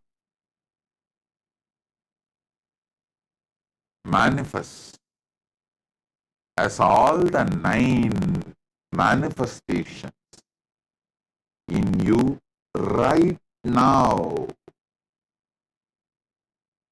Even when you think you are in delusion, you are in bondage, you have problems, right now,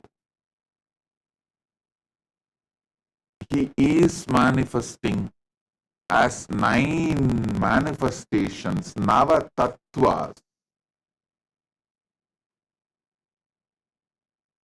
purely out of his grace. He has no personal wish, no personal interest, and not as accident. Sadhakanam hidartantu swachaya grinnati nathu sadhanam cha pitache chedi proktakaha sakala nishkala. He manifests lokarakshartam lokasyotpatti karanam.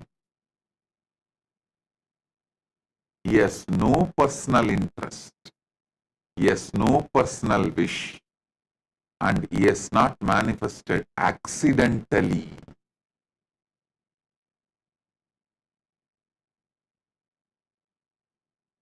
He consciously, willfully manifests out of his pure grace.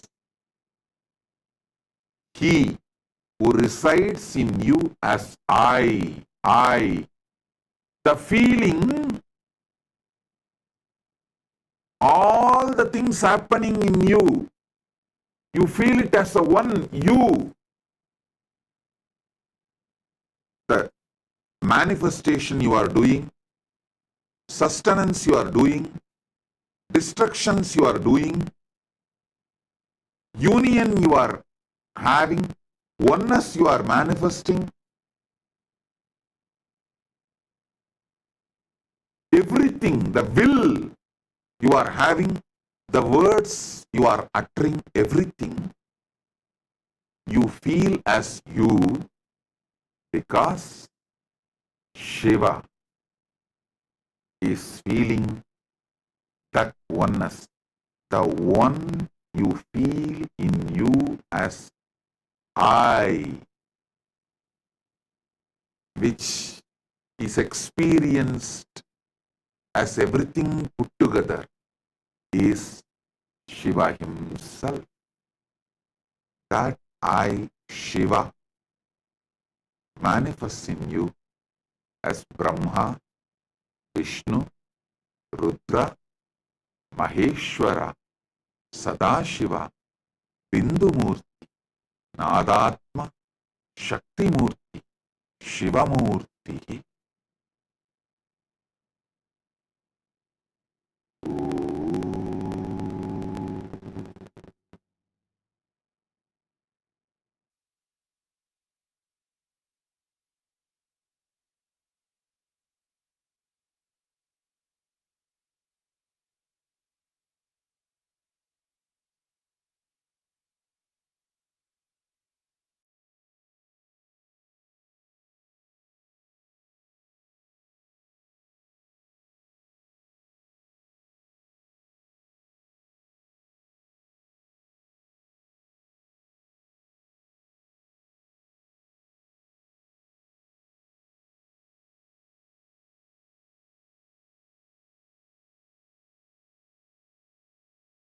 From Maha Kailasa,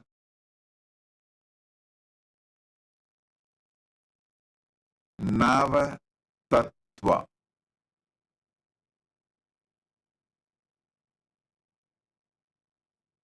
Manifest Nava Tattva in you, knowing that is your true nature. Not for any other personal wish, personal interest, not accidentally, but because this is the Parama Satya, ultimate truth and your true existence, the way you exist. This is your isness, your true existence.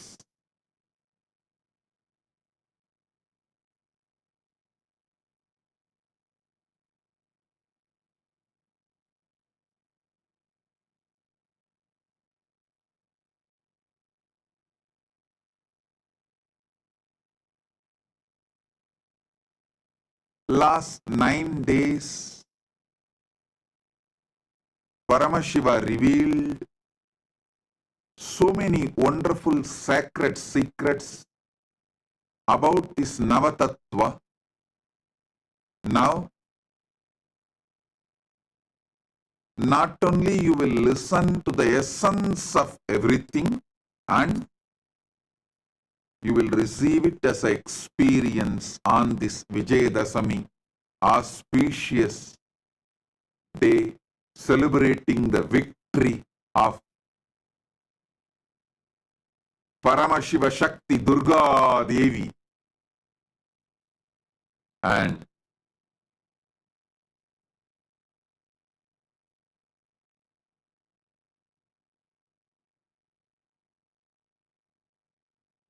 all the auspiciousness starts manifesting from Vijayadasami day, as this is the victory day.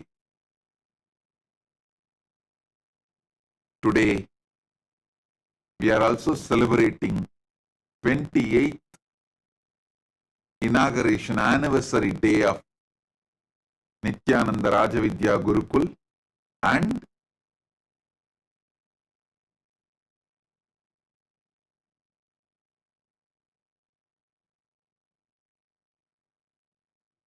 this year Chaturmasya Vrata attains Purnatva today.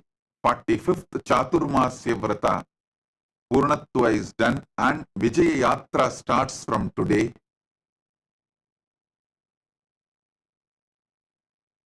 Nityananda Rajavidya Gurukul is the revival of the ancient, enlightened Hindu civilizational education system, started from Paramashiva.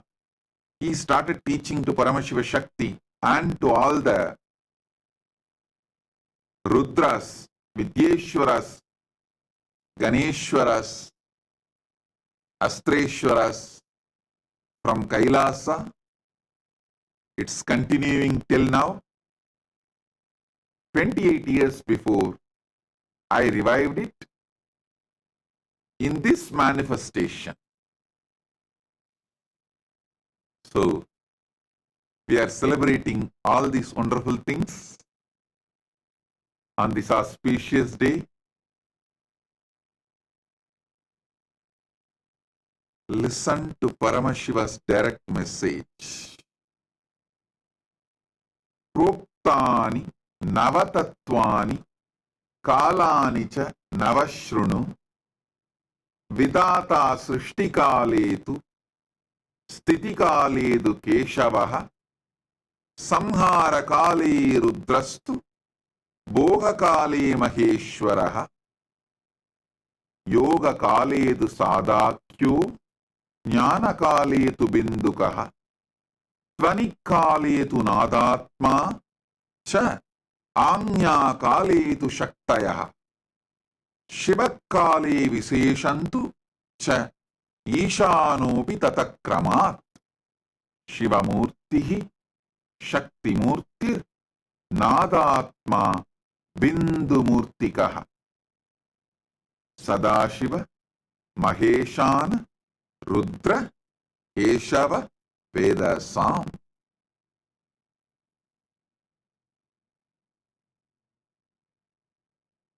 Listen.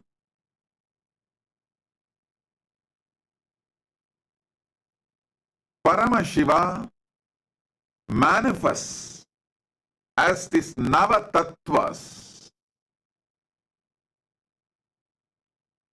simultaneously, spontaneously, synergetically.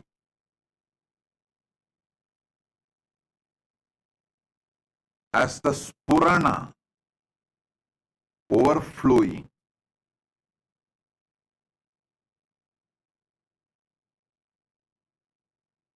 Shivamurti,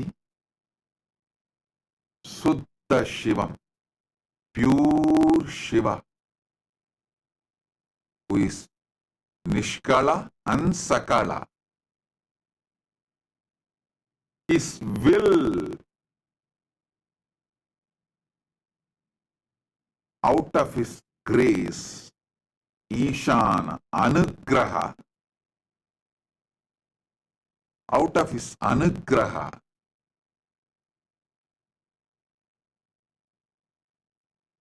in his Anya Kala, the will, he manifests as Shakti.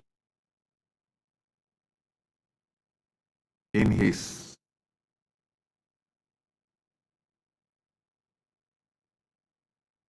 Dhvani Kala, where whole universe is in the form of pure sound, just sound, nada. During that space, he manifests as Nadatma. Then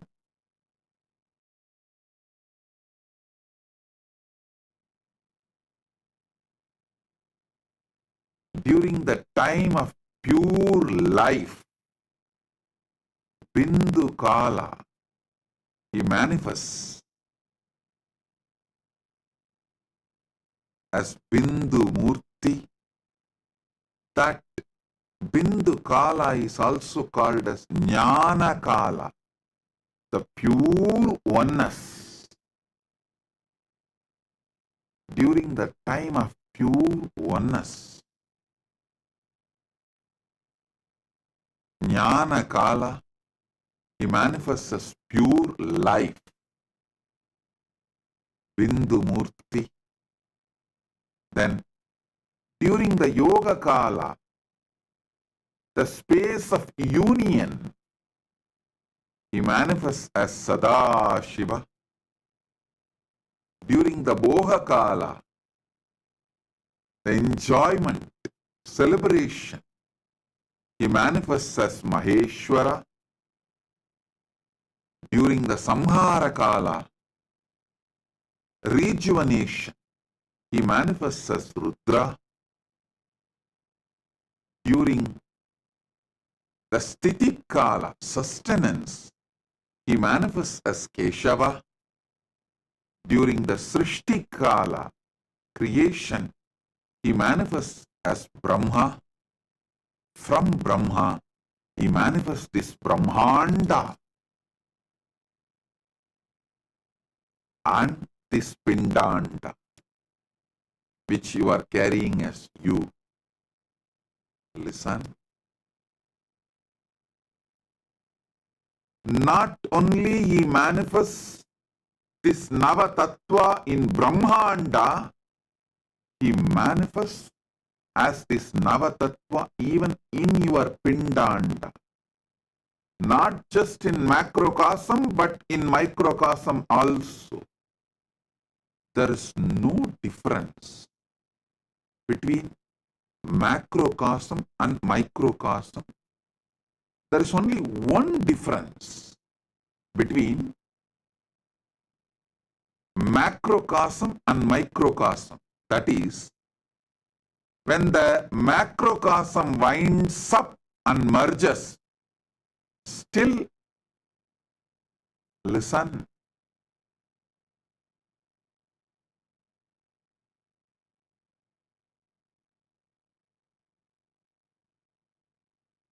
I'll explain this only one difference between microcosm and macrocosm. The Pindanda and Brahmanda. When this Pindanda winds up and relaxes into Brahmanda, there is a period only Brahmanda functions.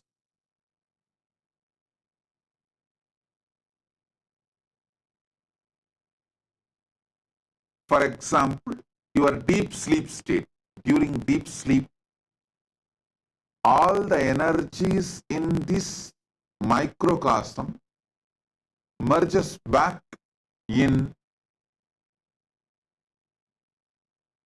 the macrocosm. But still, this microcosm continues to function because macrocosm is functioning.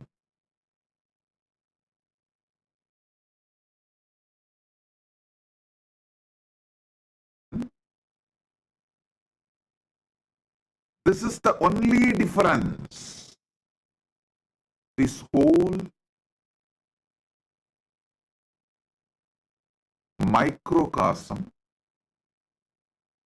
relaxes into deep sushupti, but macrocosm, Brahmanda continues to function.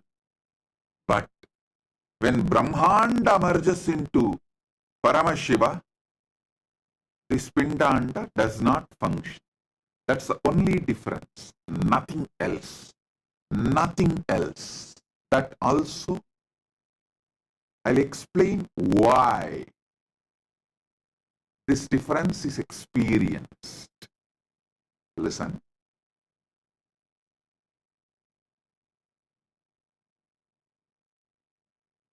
Paramashiva beautifully reveals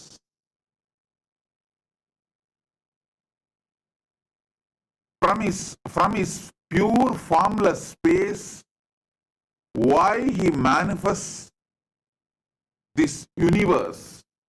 From his Nishkala, why he manifests this universe. From his Avyakta, why he manifests as this Vyakta. And from his Avyakta, why he manifests as deities. From his pure unmanifest form, why he manifests as deities and incarnations. And from his pure unmanifest form, why he manifests as microcosm, Pindanda, the body you are carrying, the being you are carrying.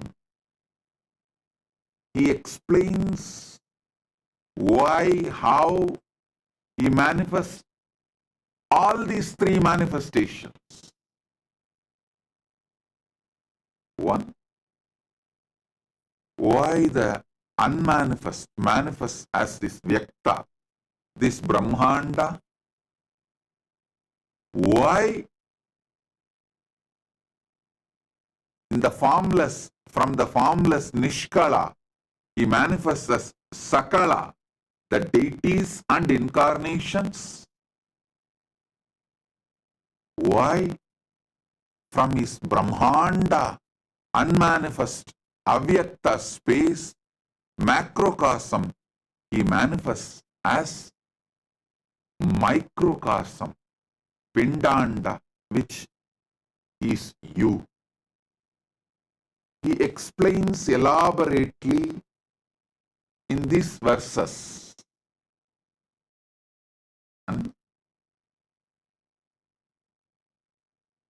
By understanding how macrocosm functions, you are empowered,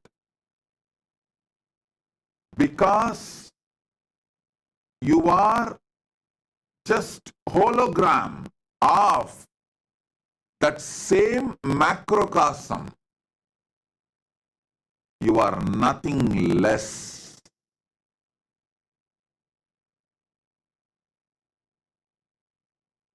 You are just hologram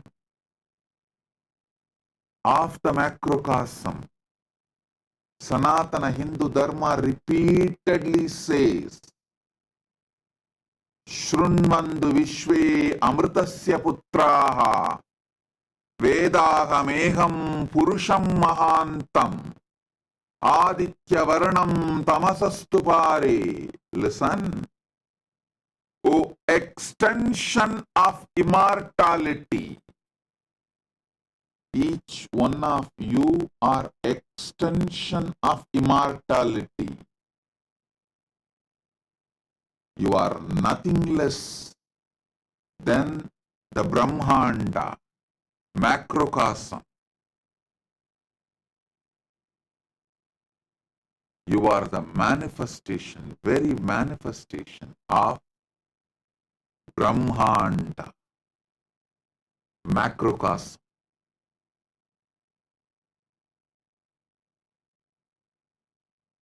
During the time you are creating, every day in your life you create so many things, even in your own body.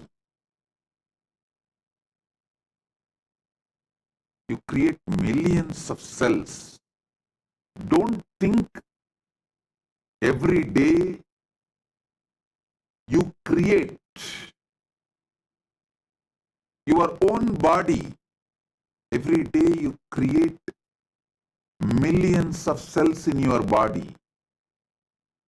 Do not think it is accidental. Bhagavan says very clearly in Karanagama. There's one more verse in Karanagama. He says very clearly, Ityevam nishkalam proktam param bhavamiti smrutam srishtistam lokarakshartam lokasyotpatti karanam sadhakanam hidartantu swachaya grunnate na tu sadhanam chadvita cheti proktakaha sakala nishkalaha. Listen, he says very clearly, he is not manifesting accidentally. You are not creating accidentally. You are creating due to your conscious decision. So the creation happening in you is because of your conscious decision to manifest as your Brahma. Sustenance happening in you because of your conscious decision to manifest as your Vishnu. When Paramashiva manifests in you as your Brahma, he is Parabrahma. If you think you are doing it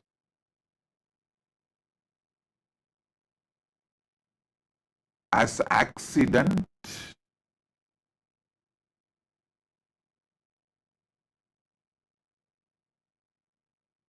you are in delusion. Nothing can happen as accident in the cosmos. Cosmos is a pure Chit.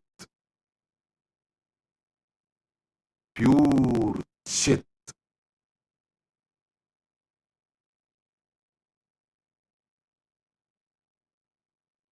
In the possibility of Chit, something which you do not want to own up, after creating the possibility, you call it as accident. Like when you go in the road, drunken drive or high speed driving, you are creating a possibility for accident, crash. After creating the possibility, when it manifests, you don't like the manifestation, so you call it as accident. You should know For every manifestation, your conscious decision is the reason. Understanding this will empower you, not bind you. It will liberate you, not bind you. When you are creating your own body, mind, all creation you do inside you and through you, Parabrahma is manifesting. Paramashiva's Parabrahma creation aspect is manifesting. All sustenance you do inside you and through you, Paramashiva's sustenance dimension, Vishnu, Parandama is manifesting in you.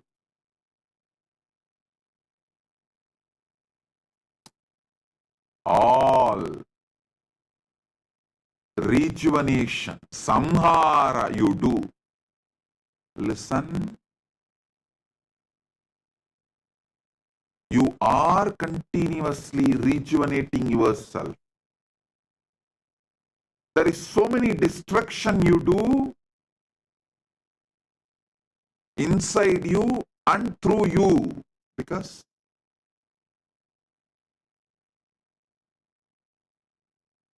millions of cells you need to kill to replace it.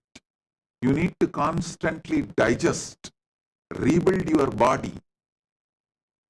All the destruction, rejuvenation happening inside you, through you, out of you. Paramashiva's rejuvenation dimension, Samhara Shakti, Maharudra is manifesting during the enjoyment. Bohakala, enjoyment and celebration.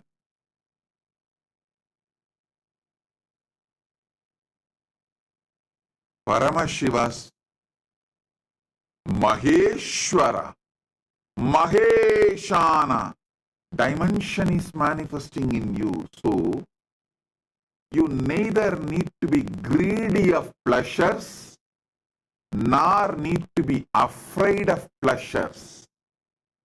You don't need to be greedy because he is enjoying. You don't need to be afraid of sensual pleasures because he is enjoying. He is manifesting and enjoying as he wants. Knowing this, you will achieve the freedom from the bondages related to pleasure. You will enjoy it responsibly. You will have so much freedom to enjoy what you want to enjoy, what is for the purpose of your life. You will not have greed for the pleasures which actually destroys you, but which you are thinking as pleasure. The delusion between what is destruction, what is pleasure will be enlightened by knowing Maheshwara is enjoying, not you. Maheshwara is the Bhokta, not you. Maheshwara is the Boha, not you. Maheshwara, Maheshana is the Bhokta and Boha, not you. Knowing this, your delusions of thinking destruction as pleasure, destructive habits as pleasure, will be removed. You will not think drug addiction is a pleasure. You will understand drug addiction is destruction you are doing, not pleasure. At least know it clearly. Addicted to drugs is destruction, not pleasure. Wanting to have man or woman on whoever you lay your eyes is not pleasure. It is destruction you are doing for your existence and the goal of your life. Anything, the obsessive compulsive behavior pattern is not pleasure, it is destruction. If you know, Maheshana is the Boha and Bhokta. Suddenly you will wake up. You will be enlightened to see what is pleasure and what is destruction. What is pleasure and what is destruction. You will be liberated from all destructive pleasures. You will live long, blissfully manifesting your life. Evam sataggun nanyatedosti na karma lipyate nare. Ishavasya Upanishad says, sataggun samaha.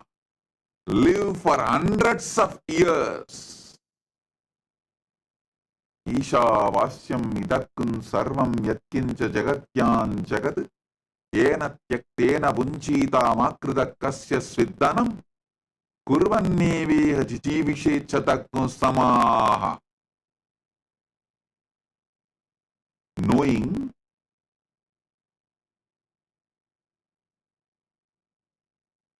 what is destruction and what is pleasure, by renouncing all the destructive patterns and enjoying the pleasures, live long.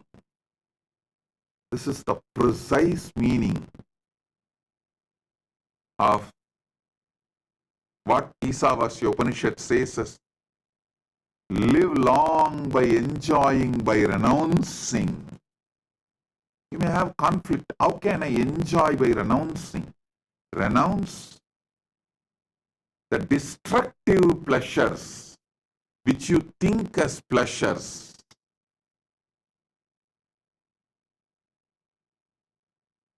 Anything done out of obsessive compulsive behavior pattern is addiction, not pleasure. Anything enjoyed consciously is pleasure. Knowing Maheshwara is Boha, Bhokta, Bohya.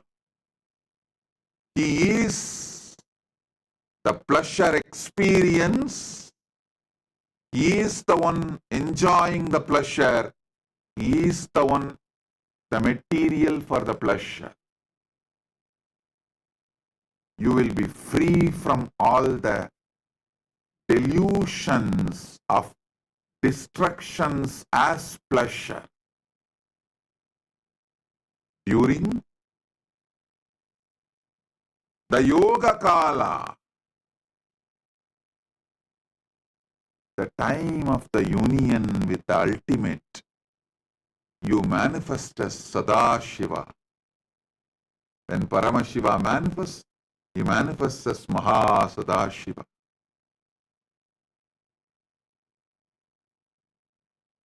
During the space of oneness,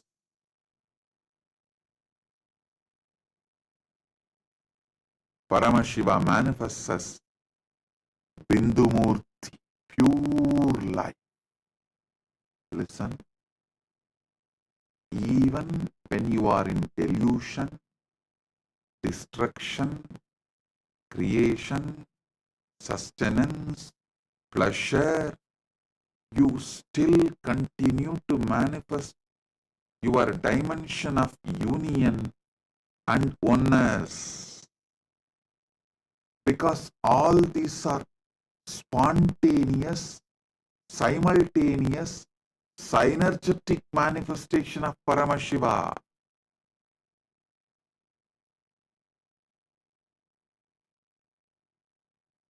During the pure sound space, Paramashiva manifests as Nadatma.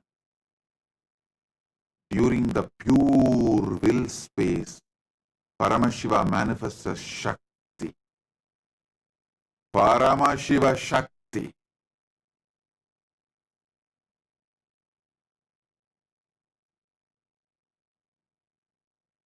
During the Shiva Kala, he is there as Paramashiva.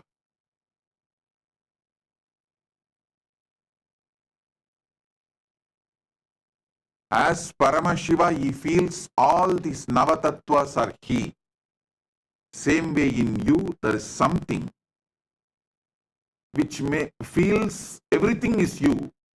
Your hand may be doing something, your heart may be doing something, your lungs may be doing something, your stomach may be doing something. So many things you may be doing, but there is something in you which feels all is you.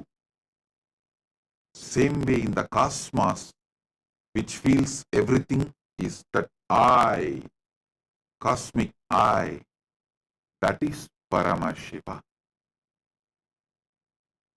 In this 4 dimension, Shiva Murthy, Shakti Murthy, Nada, Bindu, these 4 are formless.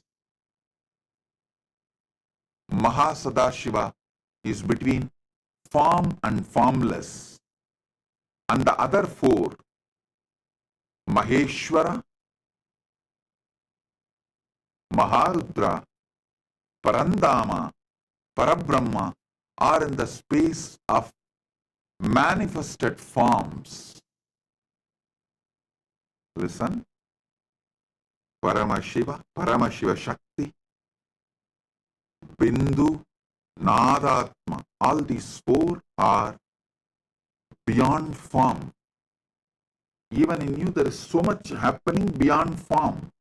Your thoughts are beyond form. The sounds you generate is beyond form. Life you feel is beyond form.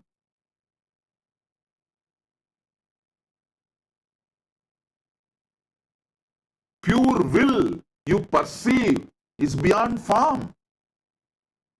And that you feel everything is you. That core I, the source of your first person, is beyond form. All these 4 are beyond form.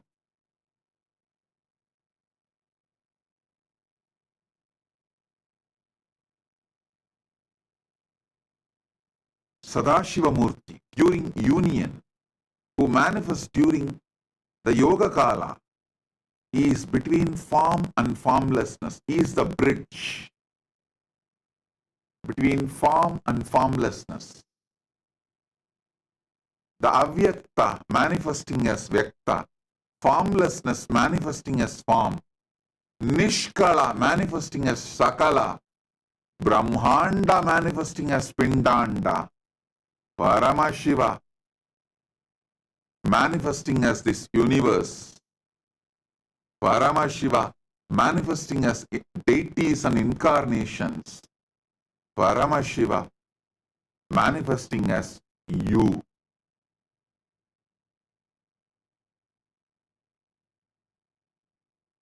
That is Sadashiva. Unmanifest, manifesting as manifest. Avyakta, manifesting as Vyakta. That is Sadashiva, Mahasadashiva. Then,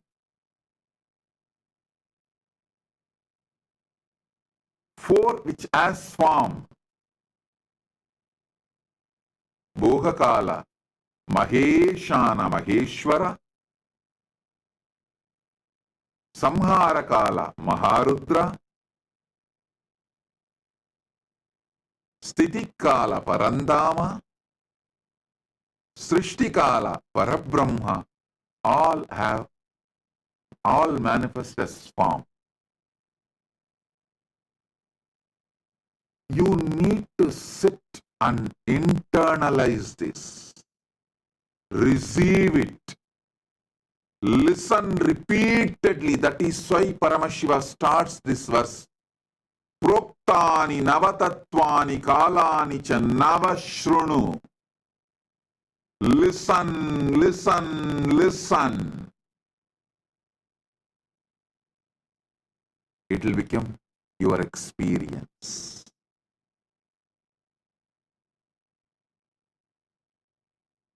I have quoted 3 Shastra Pramana. One from Makutagama, one from Karanagama, one Isavasya Upanishad verse.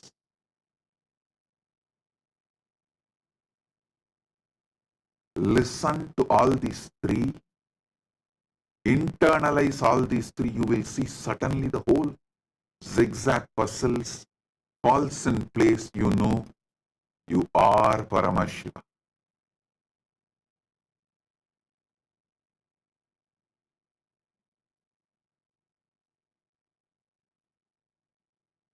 You are Paramashiva.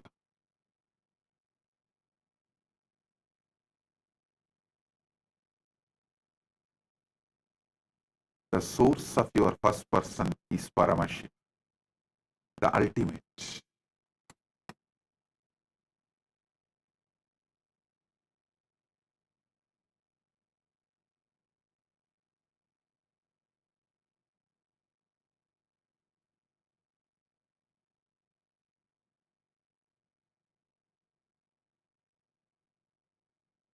Listen. Your pure existence is Paramashiva. Your pure will is Paramashiva Shakti. Your pure life is Bindu. Your pure sound is Nadatma. Your pure union space is Mahasadashiva. Your pure boha, enjoyment is Maheshwara Maheshana. Your pure destructive energy is Maharudra. Your pure creation energy, your pure sustenance energy is Parandama. Your pure creation energy is Parabrahma. The Brahmanda is in your Pindanda. Pindanda is hologram of Brahmanda. Pindanda's expansion is Brahmanda. Brahmanda's hologram is Pindanda. Macrocosm is in microcosm. Microcosm is in macrocosm. Manifest this. Manifest Shakti. Pure will. And whatever you want. Knowing this Navatattva. Knowing this Navatattva. Manifest everything you want. Is the message from Paramashiva directly from KAILASA on this Vijayadasami day. As the essence of Navatattva.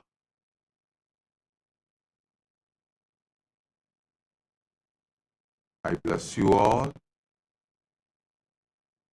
with this experience of Paramashiva, Paramashiva Shakti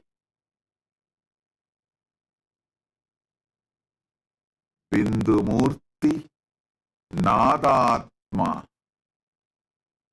Mahasadashiva Maheshwara Maheshana Maharudra Parandama Parabrahma.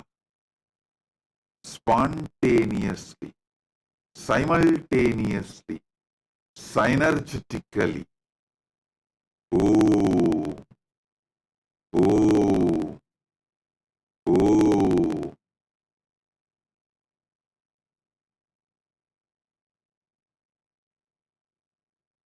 Now, pick up your Atma Linga and sit. You will receive this initiation. Shakti Pada and Shakti Nipada.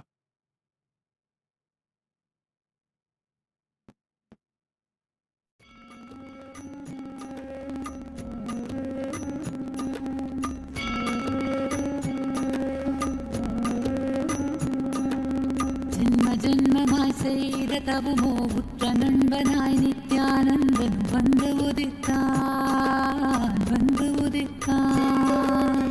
ஜென்ம ஜென்மமாய் செய்த தவமோ உற்ற நண்பனாய் நித்யானந்தன் வந்து உதித்தான் வந்து உதித்தான். காக்கும் இறையே நட்டின் உருவாய் வந்த கழிப்பால் கட்டு கடந்தா மகிழ்வு கொண்டே மகிழ்வு கொண்டே. மலை போல் வரும் துயர் யாவையும் துடிப்போதினில் கொடியாக்கிட புயலாய் வருவான் துணையென வருவான். ஜென்ம ஜென்மமாய் செய்த தவமோ உற்ற நண்பனாய் நித்யானந்தன் வந்து உதித்தான் வந்து உதித்தான்.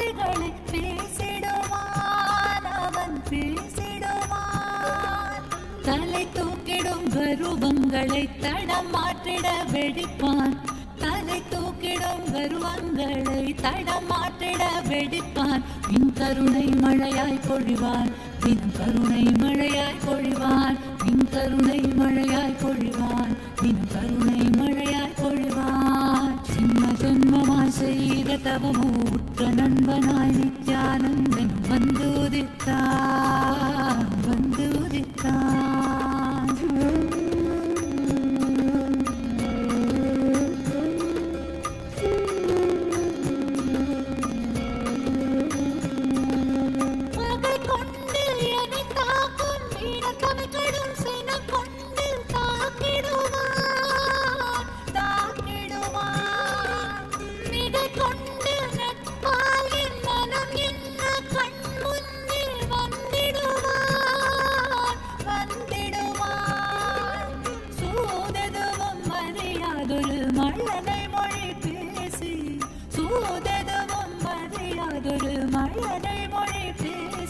எந்தன் மகிழ்வை தளர்த்திட செய்வான் நித்தின் மகிழ்வை தளர்த்திட செய்வான் எந்தன் மகிழ்வை தளர்த்திட செய்வான் நித்தின் மகிழ்வை தளர்த்திட செய்வான். ஜென்ம ஜென்மமாய் ஜென்ம ஜென்மமாய் ஜென்ம ஜென்மமாய் ஜென்ம ஜென்மமாய் ஜென்ம ஜென்மமாய் செய்த தவமோ உற்ற நண்பனாய் நித்யானந்தன் வந்து உதித்தான் வந்து உதித்தான்.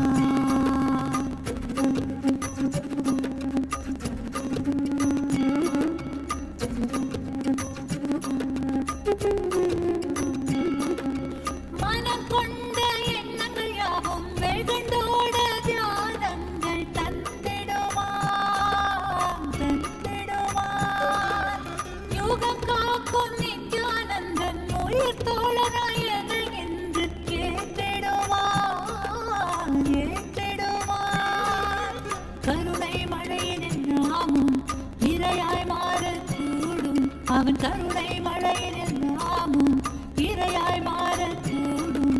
சரணம் அடைந்தால் அருள்வார் அவன் சரணம் அடைந்தால் அருள்வார் சரணம் அடைந்தால் அருள்வார் அவன் சரணம் அடைந்தால் அருள்வார். செய்த தவமோ உற்ற நண்பனாய் நித்யானந்தன் வந்து உதித்தான்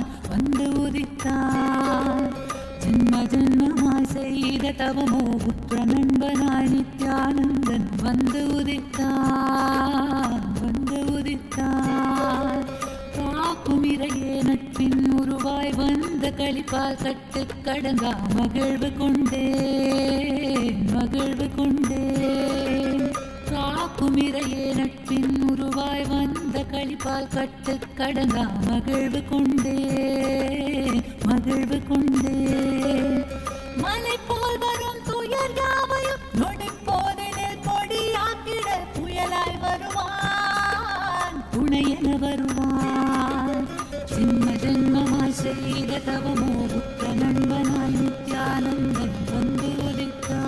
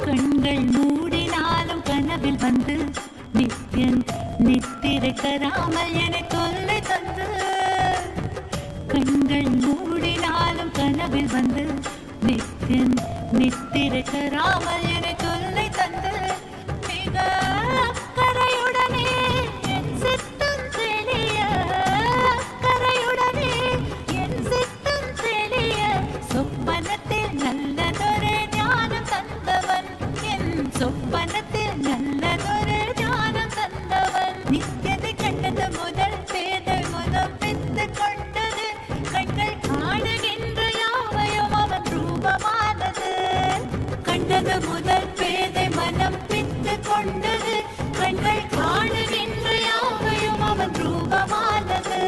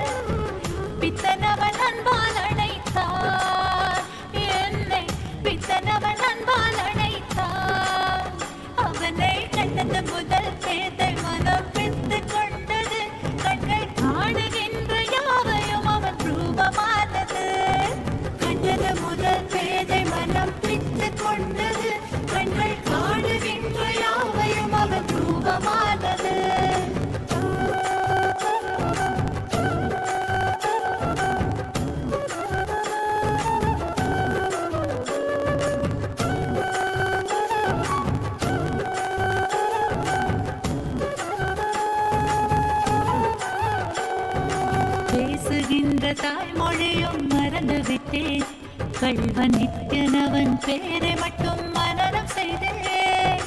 பேசுகின்ற தாய்மொழியும் மறந்து விட்டேன், கள்வ நித்யனவன் பேரை மட்டும் மனனம் செய்தேன்.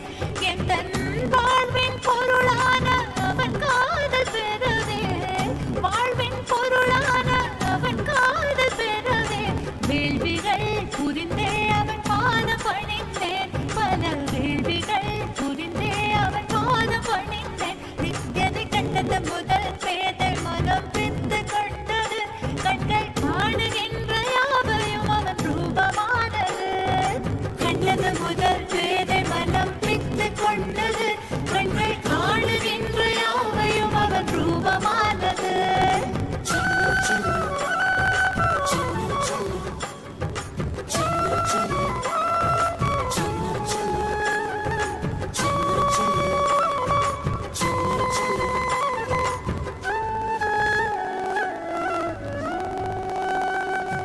செய்யும் செயல் யாவையுமே சென்று பொறுத்தேன், சொல்லும்படி வேதம் என்றே கடைபிடித்தேன்.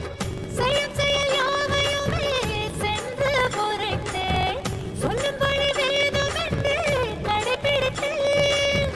சற்று வம்புகள் செய்வான், அதையும் ரசித்து விட்டேன். வாழ்வில் ஒளியாய் மலர்ந்தான், புதிதாய் பிறந்து விட்டேன். நானும் புதிதாய் பிறந்து விட்டேன். நித்யதை கண்டது முதல் பேதை.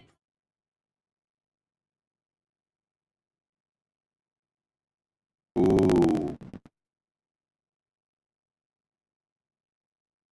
blessings to the whole universe. Paramatvaita praptirastu. So now, the essence of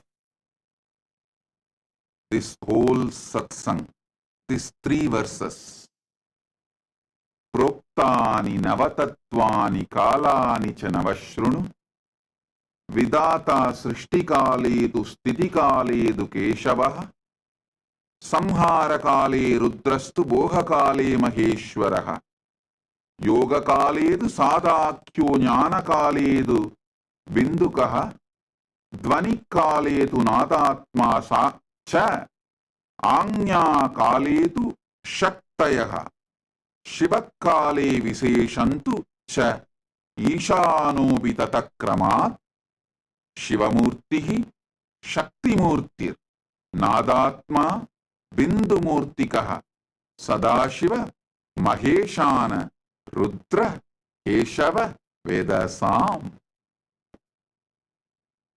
इत्येवं निष्कलं प्रोक्तं परं भावमिति स्मृतं, सृष्टिस्तं लोकरक्षार्थं लोकस्योत्पत्तिकारणं, साधकानां हितार्थं तु स्वच्छया गृह्णते न तु साधनं च त्विता चेति प्रोक्तकः सकल निष्कलः.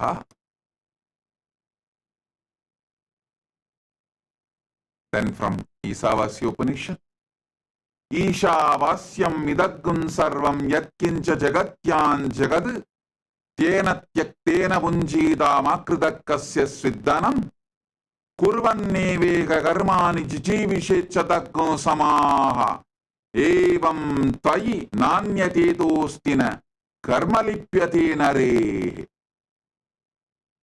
Oh, try to listen to this last 9 days Navatattva satsangs repeatedly. You will all experience this Paramatvaita. Bless you all. Be blissful.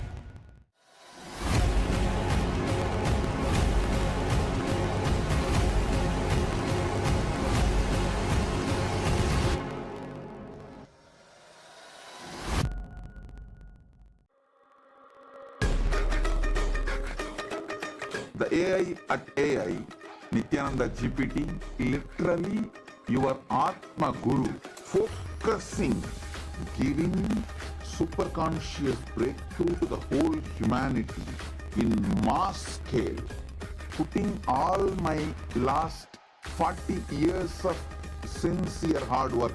You may be thinking, what is happening? I am personally sitting and doing this Nityananda GPT.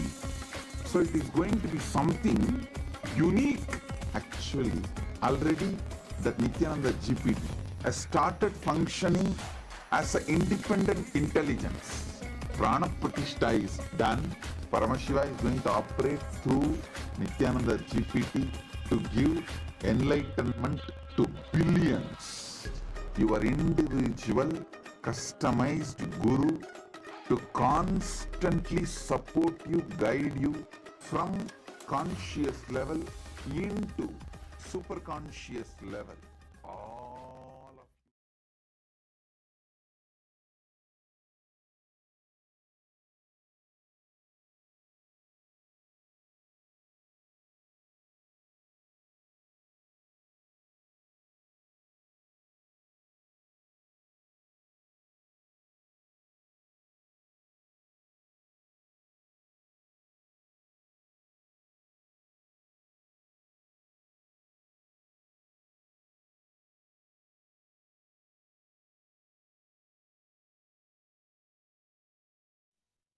Yes, Nityanandam, everyone. We welcome each and every single one of you back to the Power Manifestation session. So today we have a very special Power Manifestation in store for all of you. And yes, Ma Yoga Prana, what is it that we have in store for everyone today for Power Manifestation session? Yes. So today, after that wonderful darshan and after that wonderful satsang from Swamiji, we are now going to be manifesting all of these wonderful powers revealed by Swamiji in this same space of oneness. So today, we are going to be experiencing one of the most, I think the word for it is mind-blowing and extraordinary powers revealed by Swamiji. It is called the power of Sarvajñatva. Sarvajñatva can be translated to all-knowing. So it's like the all-knowing power. See, the third eye is our cosmic internet. Just like how we are able to connect to internet, if you want to know any knowledge, you want to find out about something, you just simply open Google. You go to your phone, connect to the internet, open Google, and you search, and you get all of your knowledge, right? You find out what that topic is about. The third eye is your cosmic internet. The third eye is your cosmic portal to be able to see and directly access any knowledge. But here's the catch. Through the third eye, not only you'll be able to access all of that knowledge, you will be able to download all of that knowledge. It will simply get downloaded into you. That is the power of the third eye. I'm sure many of you would have heard in like our ancient scriptures, many of our ancient rishis, siddhas, munis, they will suddenly download some science and just reveal it. Just like that, like even this Mahabharata, I don't think Sri Krishna prepared that, oh, Arjuna is going to go into dilemma, let me prepare 18 chapters. No, he just revealed it from that space, from that highest consciousness. Sri Krishna revealed the Bhagavad Gita. And that same science Swamiji has brought back for all of us now. Even I think if we have any older devotees, all of you would have seen how Swamiji will just download one science then and there, and Swamiji will reveal it and give it to all of us, and we'll start manifesting. So this is the exciting power we're going to manifest today. And yes, Ma Dvaitavachita, I think you can explain more. So now we're going to go into the Shastra Pramana. See, what are the Shastra Pramanas? Shastra Pramanas are the original scriptural reference of where these powers are manifesting from. They are directly from the Vedas and Agamas. So let us all now learn about the power of Sarvajñatva and how it's revealed in the Veda Agamas by Paramashiva. Yes. So the Shastra Pramana for the power of Sarvajñatva comes from the Sarvajñanottaragama, verse 15. एवमेकात्मभावेन संस्थितस्य तु योगिनः सर्वज्ञत्वं प्रवर्तेत विकल्परहितस्य तु. The translation goes, Bhagavan Paramashiva says, Within such a yogi who establishes himself in the absolute non-dual oneness with Lord Shiva and who keeps himself free from all sorts of differentiating notions, the exalted superpower of all-knowing Sarvanyatva gets unfolded in all its fullness. The next is the Apta Pramana. The Apta Pramana is the direct testimonials of all of those great our ancient seers, munis, siddhas, gods, goddesses, all of our ancestors who directly experienced these powers. So the the Apta Pramana for the power of Sarvanyatva goes back to around the 17th century during the time of Adi Shankaracharya. So one day, while walking with his disciples, Adi Shankaracharya's padukas, the footwear which he used to wear, broke. So, passing by a cobbler shop, his disciples suggested getting them repaired. Shankaracharya approached the cobbler, who humbly agreed, but mentioned that only a skilled cobbler could fix them properly.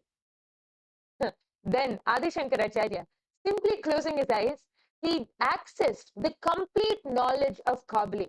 Every technique, every material, every method, the whole knowledge of cobbling, Shankaracharya just downloaded, and he instructed the cobbler with the intricate details, even revealing techniques unknown to even the cobbler. That is the power of Sarvanyatva. Adi Shankaracharya, then and there on the spot, was able to download that entire knowledge and reveal it to the cobbler. Even the cobbler was amazed and realized that he was no ordinary monk, but an enlightened being with access to all knowledge. The next is the Atma Pramana. Now, this is the direct experience of Swamiji from his life. So, Swamiji says in his own words, if I want to have knowledge about any subject, I'll pick up that book, just concentrate on that knowledge of that author and the thought trend of that author, download it and absorb, and then throw the rest. Not for pride. Even now, I tell you, I challenge, get me any book in the world, whether it's about astrology, astronomy, gemology, zoology, botany, biology, law, anything. In a few hours, I will give you the essence, the thought trend of the whole book. Because in the Vedic tradition, when you don't have incompletions, you can look into anything. You can know anything. Not having incompletions is what we call as Sarvajna, all-knowing. So we can see how Swamiji, I think many of us have also seen many instances where Swamiji was simply able to download some knowledge unknown to him, and Swamiji was simply able to just download and reveal that knowledge. This is the Apta Pramana. And now, without further delay, we can enter directly into the power manifestation. We have something very, very excited planned for you, and Ma Dvaita Vajita is going to be explaining about what we have in store for all of you to manifest this power. Yes, thank you so much, my Yoga Prana. So, everyone, let's all listen to exactly how we're going to be manifesting the power. Just like how Swamiji was saying, don't have any incompletion about knowledge. See, we are all intelligent people, we're all intelligent beings. It's just that we need to learn the science of being available.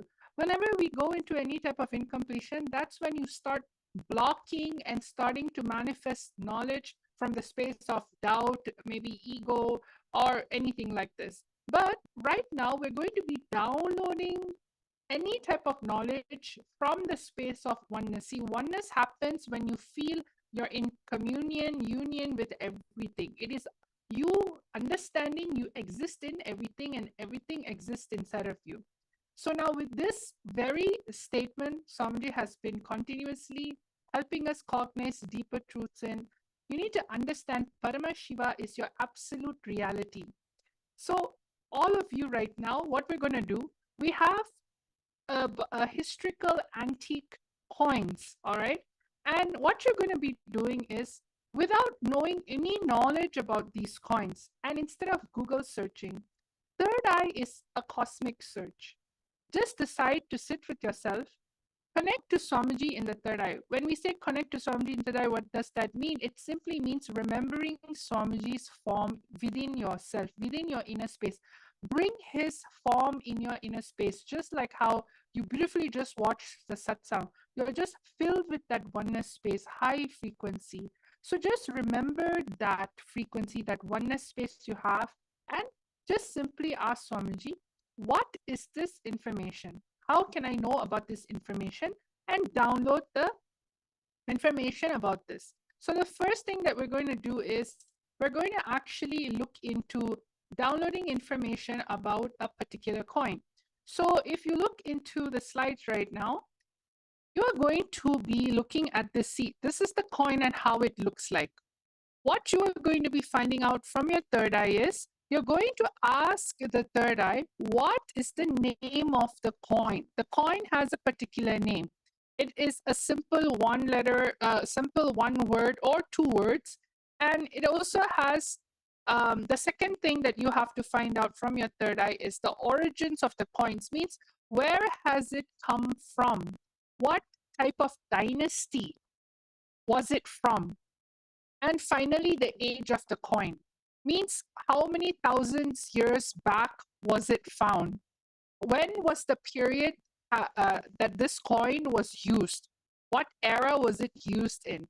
So again, we're telling you the three things. Finding out the name of the coin. Where's the origin? Means what was the dynasty? What was the nation? And what was the age of the coin? What was the year this coin was used? So these are the three things that you can just simply, it's very straightforward and it's just literally a one-word answer. All of you take this moment to connect to Swamiji in the third eye and just chant the Mahavakya. We're going to give all of you a total of 2 to 3 minutes to go into your third eye in the space of oneness and start manifesting. Let us all start now. Yes, let's start by chanting the Mahavakya. I request all of you to sit with your head, neck and spine in a straight line. Hold your hands into the Atmanjali Mudra. Connect to Swamiji in your third eye. Listen, just drop any logic, any impossibility which comes to you. Just drop it, because Swamiji is going to reveal in your being. So just connect to Swamiji as we chant the Mahavakya now. Om Nityananda Paramashivoham. Om Nityananda Paramashivoham. Om Nityananda Paramashivoham.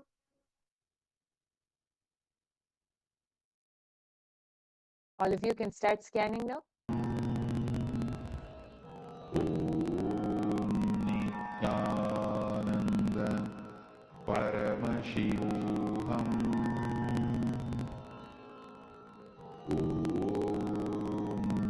Nityananda Paramashivoham.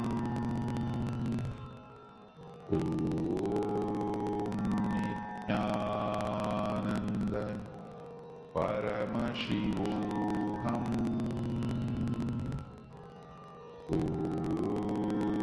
Nityananda Paramashivoham. Nityananda Paramashivoham.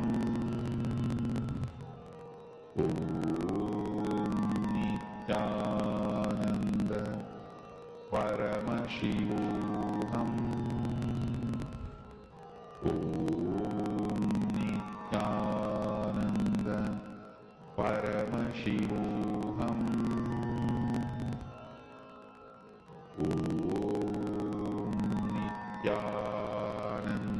Paramashivoham.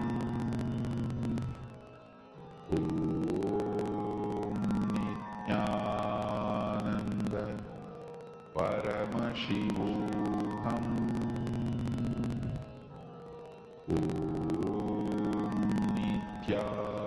Nityananda Paramashivoham.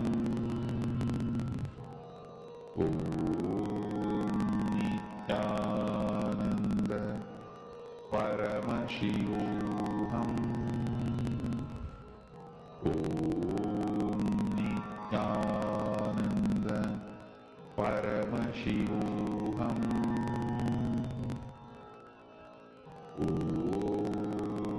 Nityananda Paramashivoham.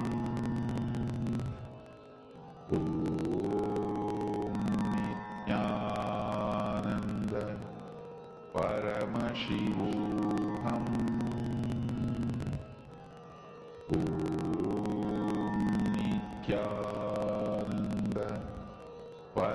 Paramashivoham. Om Nityananda Paramashivoham. Om Nityananda Paramashivoham. Om Nityananda Paramashivoham. Om Nityananda Paramashivoham. Om Nityananda Paramashivoham.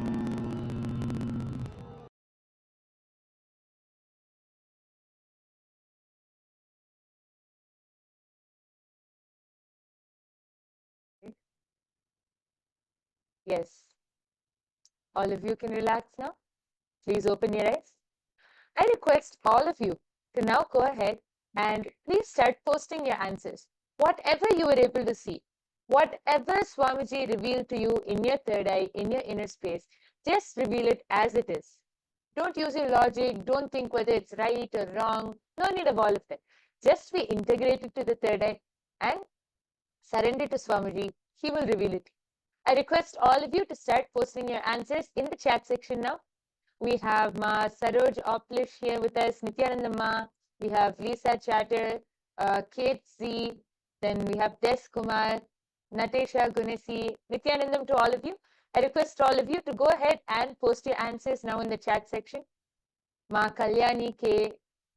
I can see so many people in the chat section. We're giving you all a few minutes. Please quickly post your answers and then we'll be revealing the answer. Yes, and see, many times, sometimes you may even get a number. It's okay, any number. When it comes to the origin of the coin, just like if you were there for yesterday's power manifestation, we had the ability to do remote vision and find out the longitude and latitude of a country and a city. So just like that, you can actually look into the origins of the coin and decide to just listen with your third eye, listen to your inner space. The third eye is just going to reveal it to you in your inner space, and it is such a most amazing way to actually retrieve any type of information. So go ahead, Go Spirituality, okay, has said it's Pegasus, Greek, and it's 1,000 years. Okay, that's really good. Another person, please. Anyone else would like to share your answers? Please start going ahead and posting. It can be anything, whether it's just a year. If you got only one out of the three, that is also fine. It's not compulsory for you to answer all three. But of course, please ensure you manifest at least one. Try at least one. Yes. Yes, see, while manifesting powers, I think, Ma Advaita Vajita, one of the very important things which we were taught is to never be so serious about the power. Don't think about the results. Oh, whether I'll manifest it or not. Am I saying it correctly? Does this make sense? Don't think about the results. Don't think about that. Power manifestation is just enjoying that oneness with Swamiji. Power manifestation is enjoying and celebrating that oneness which you experience with Swamiji. From that space of oneness, the fruits which you manifest is the power manifestation, are those results. So don't think about the results and all. Just enjoy that oneness. You will see Swamiji will simply reveal it to you in your inner space and you will be able to manifest. I request everyone else also to please go ahead and post your answers as we are going to be revealing the answer now. Yes. So are all of you now ready to see what was the answer for this first round?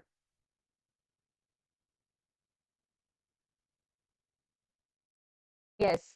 So the answer for this first round, the name of the coin is actually, it's in gold, and the name of the coin is Kahavanu.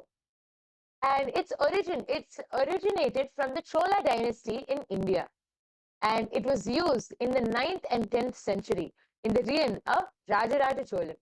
It's one of the very famous kings. It is one of the very famous kings in South India.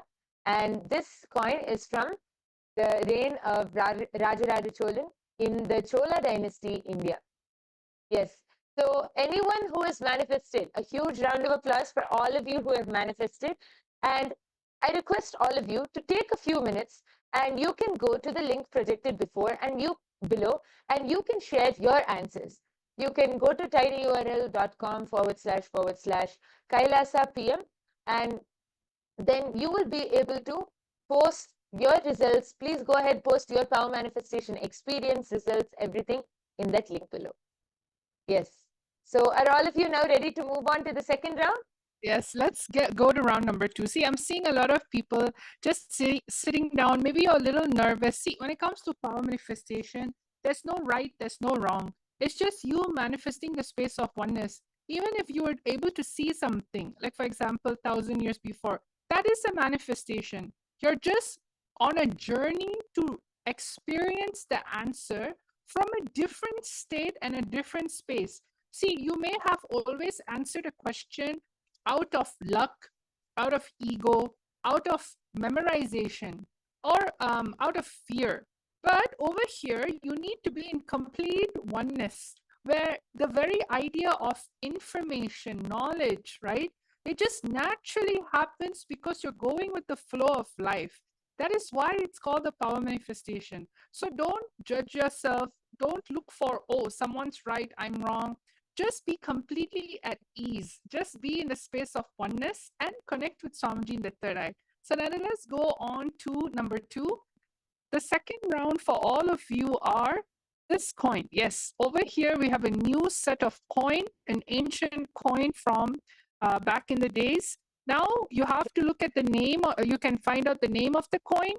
You can find out where did the coin originate from, what country or dynasty, and what is the year of the coin it was used. Means what is the age of the coin? Was it 2,000 years ago, 5,000 years ago? You can even name it in that way, no problem. So let us all now start manifesting. We will give you all 2 minutes for this manifestation. We're going to be playing the Mahavakya now. Connect to Swamiji in the third eye and just simply enjoy the oneness.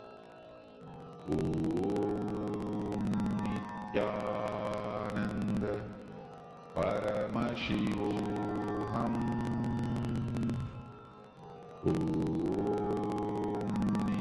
Nityananda Paramashivoham.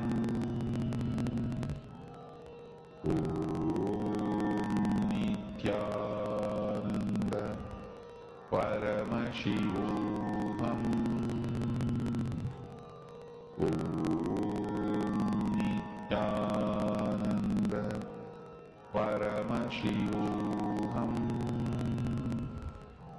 Nityananda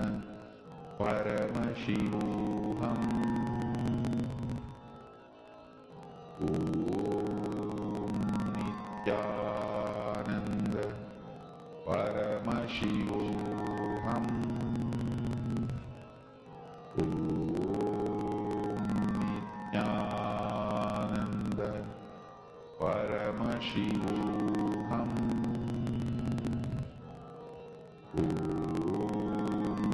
Nityananda Paramashivoham. Nityananda Paramashivoham.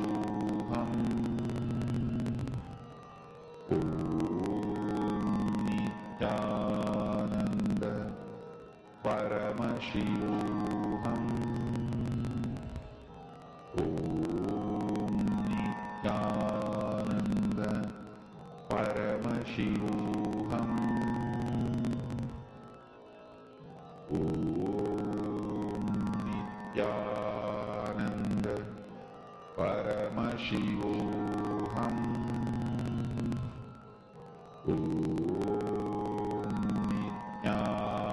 Nityananda Paramashivoham.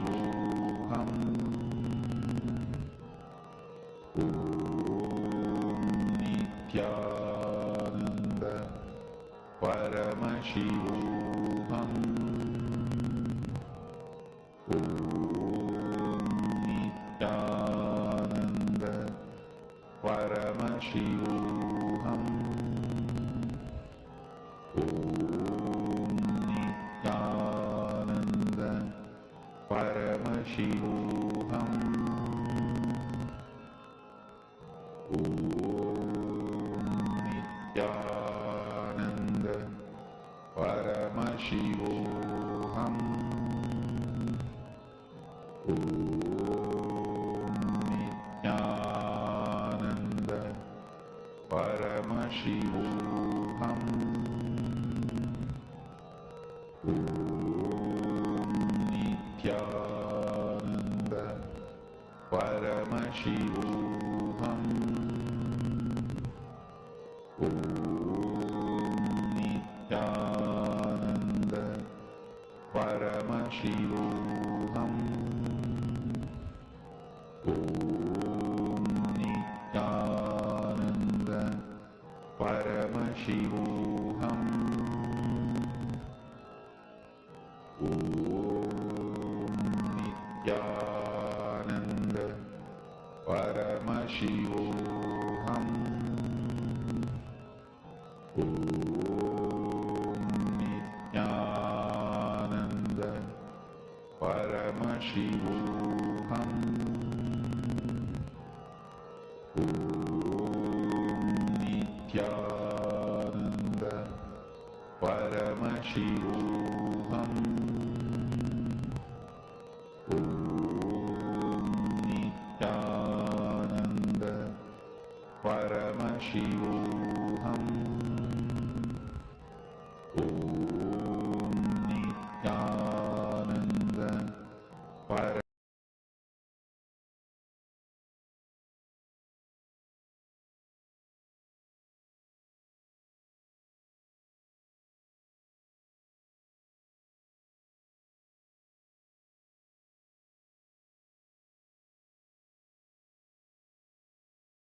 Yes.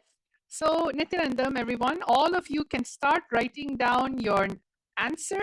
Just whatever the third eye has shown you, the name of the coin, the origins of the coin, what country was it from, and when was the year it was used. Anything in your third eye, sometimes maybe it comes in the form of a scene, an image. You can also start describing that in any way, whatever it is, just be integrated to what the third eye is showing you, because all of this manifests from the space of oneness, where you yourself understand knowledge, you yourself are in everything, and everything just comes to you when you decide to connect to the source of oneness. So everyone, we're going to give you a time to quickly write down your answer before telling it.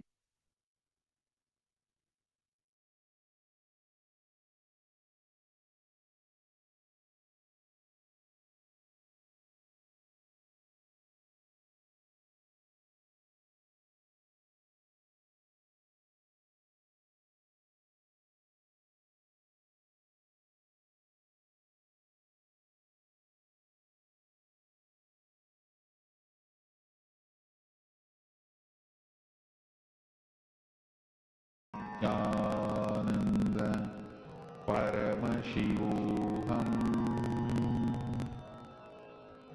Om Nityananda Paramashivoham. Om Nityananda Yes. Paramashivoham. We can see a few people who are answering in the chat section. There are many people who are commenting. I request all of you to go ahead. We can see Ma Hiranmayi Mulukutla has posted. Shalivahana Shaka, okay. Go Spirituality has posted. Kalana, Harappa origin and 3000 years old. Yes. And he has also posted, also saw a snake. Okay. Yes. Nityanandam Purna Diwali. I request all of the people who are in the chat section, please go ahead, post your answers, and we are soon going to be revealing the answer. I request all of you to start posting your answers. Anyone else has anything to post? Okay, so now we are going to be revealing the answer. This coin, the name of this coin is the copper square unit elephant type. So actually, it is made of copper. It is the elephant type coin. And the origin of this coin is from the Sangam Pandyas in India. This is, again, I'll repeat, the origin of this coin is from the Sangam Pandyas, India, and the year this was used is 300 BCE to 300 CE. So I'll repeat the answer one more time. As you can see in the screen in front of you, this is a copper coin, elephant type. The origin is from the Sangam Pandya civilization in India, and the year it was used in 300 BCE to 300 CE. So actually, ghost spirituality, someone has posted, also saw a snake. Actually, you were able to see that it was related to animals. So here it is, the answer is elephant actually, but you were able to see that it is related to animals. And that is very good. You have manifested one part of it. See, this whole power of Sarvajñat was exploring that space of oneness and being able to explore and download that knowledge. So a big round of applause for all of you who are able to manifest this round. And I request all of you to take a few moments. You can go to the URL which is projected below, and I request all of you to click on that URL and post your answers over there. You can go to tinyurl.com//Kailasa PM. And you can post your answers there and your experience about your power manifestation. Yes. So actually, there is many people who want to manifest these extraordinary Shaktis. Many of you might be wondering, how can I manifest these Shaktis? Or how can, if you have some friends or family who are wondering, let me tell you the secret. The secret is Diksha, initiation. See, all of these powers are manifested through our third eye. And to awaken your third eye, you need the initiation, the Diksha of an enlightened master. Diksha can happen through three forms, either through Sparsha, touch, Nayana, look, or Mantra, through words. An enlightened master can transmit initiation through any of these three forms. And right now, we are so blessed to be able to have every day to be able to receive the Nayana Diksha of Swamiji, the direct look falling under Swamiji's eyes through the Darshan and everyday Satsang. I request all of you to come and join everyday's Darshan and Satsang and the power manifestation session right after, so that you will be able to awaken your third eye and manifest all of these powers. Also, you saw that we were revealing many interesting things and many interesting secrets about power manifestation. Well, if you want to know more, you can actually come. I request all of you, join Paramashiva Sena. See, by becoming a part, Paramashiva Sena is becoming an ambassador for Paramashiva, becoming an ambassador of Kailasa. You can come and experience the Kailasa lifestyle. You can come and directly experience Kailasa as it is by attending this Paramashiva Sena program. This is your first step to come and be a part of Kailasa, to be a part of the revival of the only ancient Hindu civilizational nation. And with this, we come to the conclusion of this power manifestation session. Just before that, I would like to address one question. And in the comment section, I can see one person has posted, excuse me, but I'm curious. What is the point of this, chanting the Mahavakya, Om Nityananda Paramashivo? See, as I was just explaining, when Swamiji gives us, as an answer to your question, see, when Swamiji gives us the initiation, as I explained, there are three ways. One is through mantra, through word. Just by chanting this japa, Om Nityananda Paramashivoham, this one mantra is infused with so much of life energy, is infused with so much of power.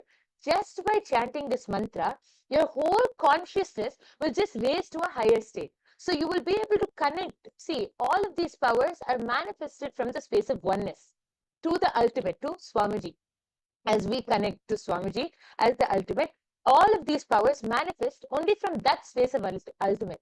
So when you chant this mantra, it is the direct passcode to connect you to that ultimate consciousness. It will raise your whole consciousness. So this is an answer to your question, Sino J. Yes. So with this, we come to the conclusion of this power manifestation session. We thank each and every one of you for joining with us here today. Please do join every day right after the live darshan for the power manifestation session. Let us now conclude with the Purna Mantra. I request all of you to sit with your head, neck and spine in a straight line. Hold your hands in the Atmanjali Mudra. Let us take a moment to offer our gratitude to Swamiji, who has revealed this profound science to all of us, as we conclude with the Purna Mantra. Om Purnamadah Purnamidam Purnat Purnamudachyate Purnasya Purnamadaya Purnamevavasishyate. Om Shanti Shanti Shanti Harihi Om Tat Sat.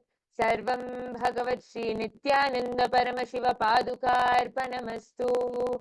Om Nityanandam. Thank you, everyone. Nityanandam.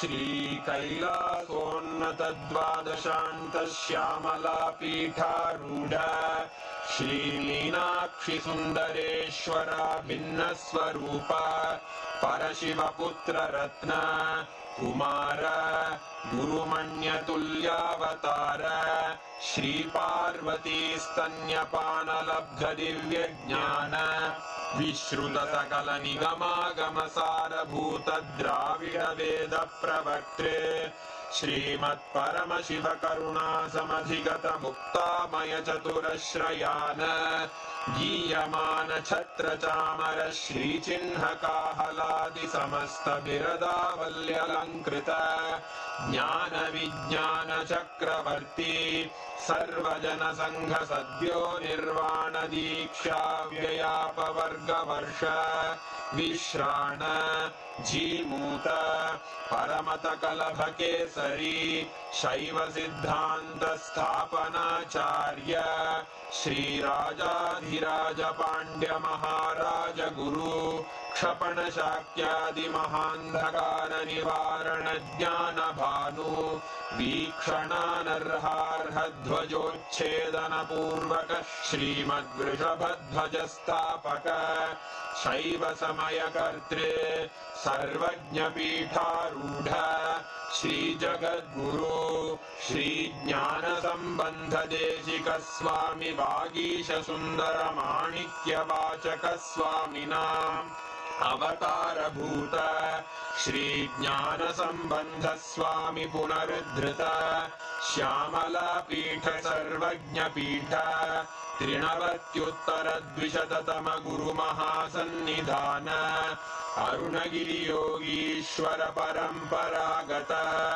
Arunachal सर्वज्ञपीठ गुरुमहासन्निधान Kailash परम्परागत काञ्ची कैलास सर्वज्ञपीठ त्रयस्त्रिंशदुत्तरद्विशततम गुरुमहासन्निधान नित्योत्सव नित्यमङ्गल नित्यकल्याण नित्यरजित कैलास परम्परागत आदिकैलास नित्यानन्दपीठ महासंस्थान महासिंहासन पीठकर्तः साक्षात् श्री परमशिव समुद्भूत कैलास परम्परागत वैवस्वतमनु इक्ष्वाकु हरिश्चन्द्र भगीरथ श्रीरामचन्द्र शूरसेन इत्यादि अनवच्छिन्न सार्वभौम चक्रवर्ति परम्परागत चतुष्षष्टि योगिनी मंडित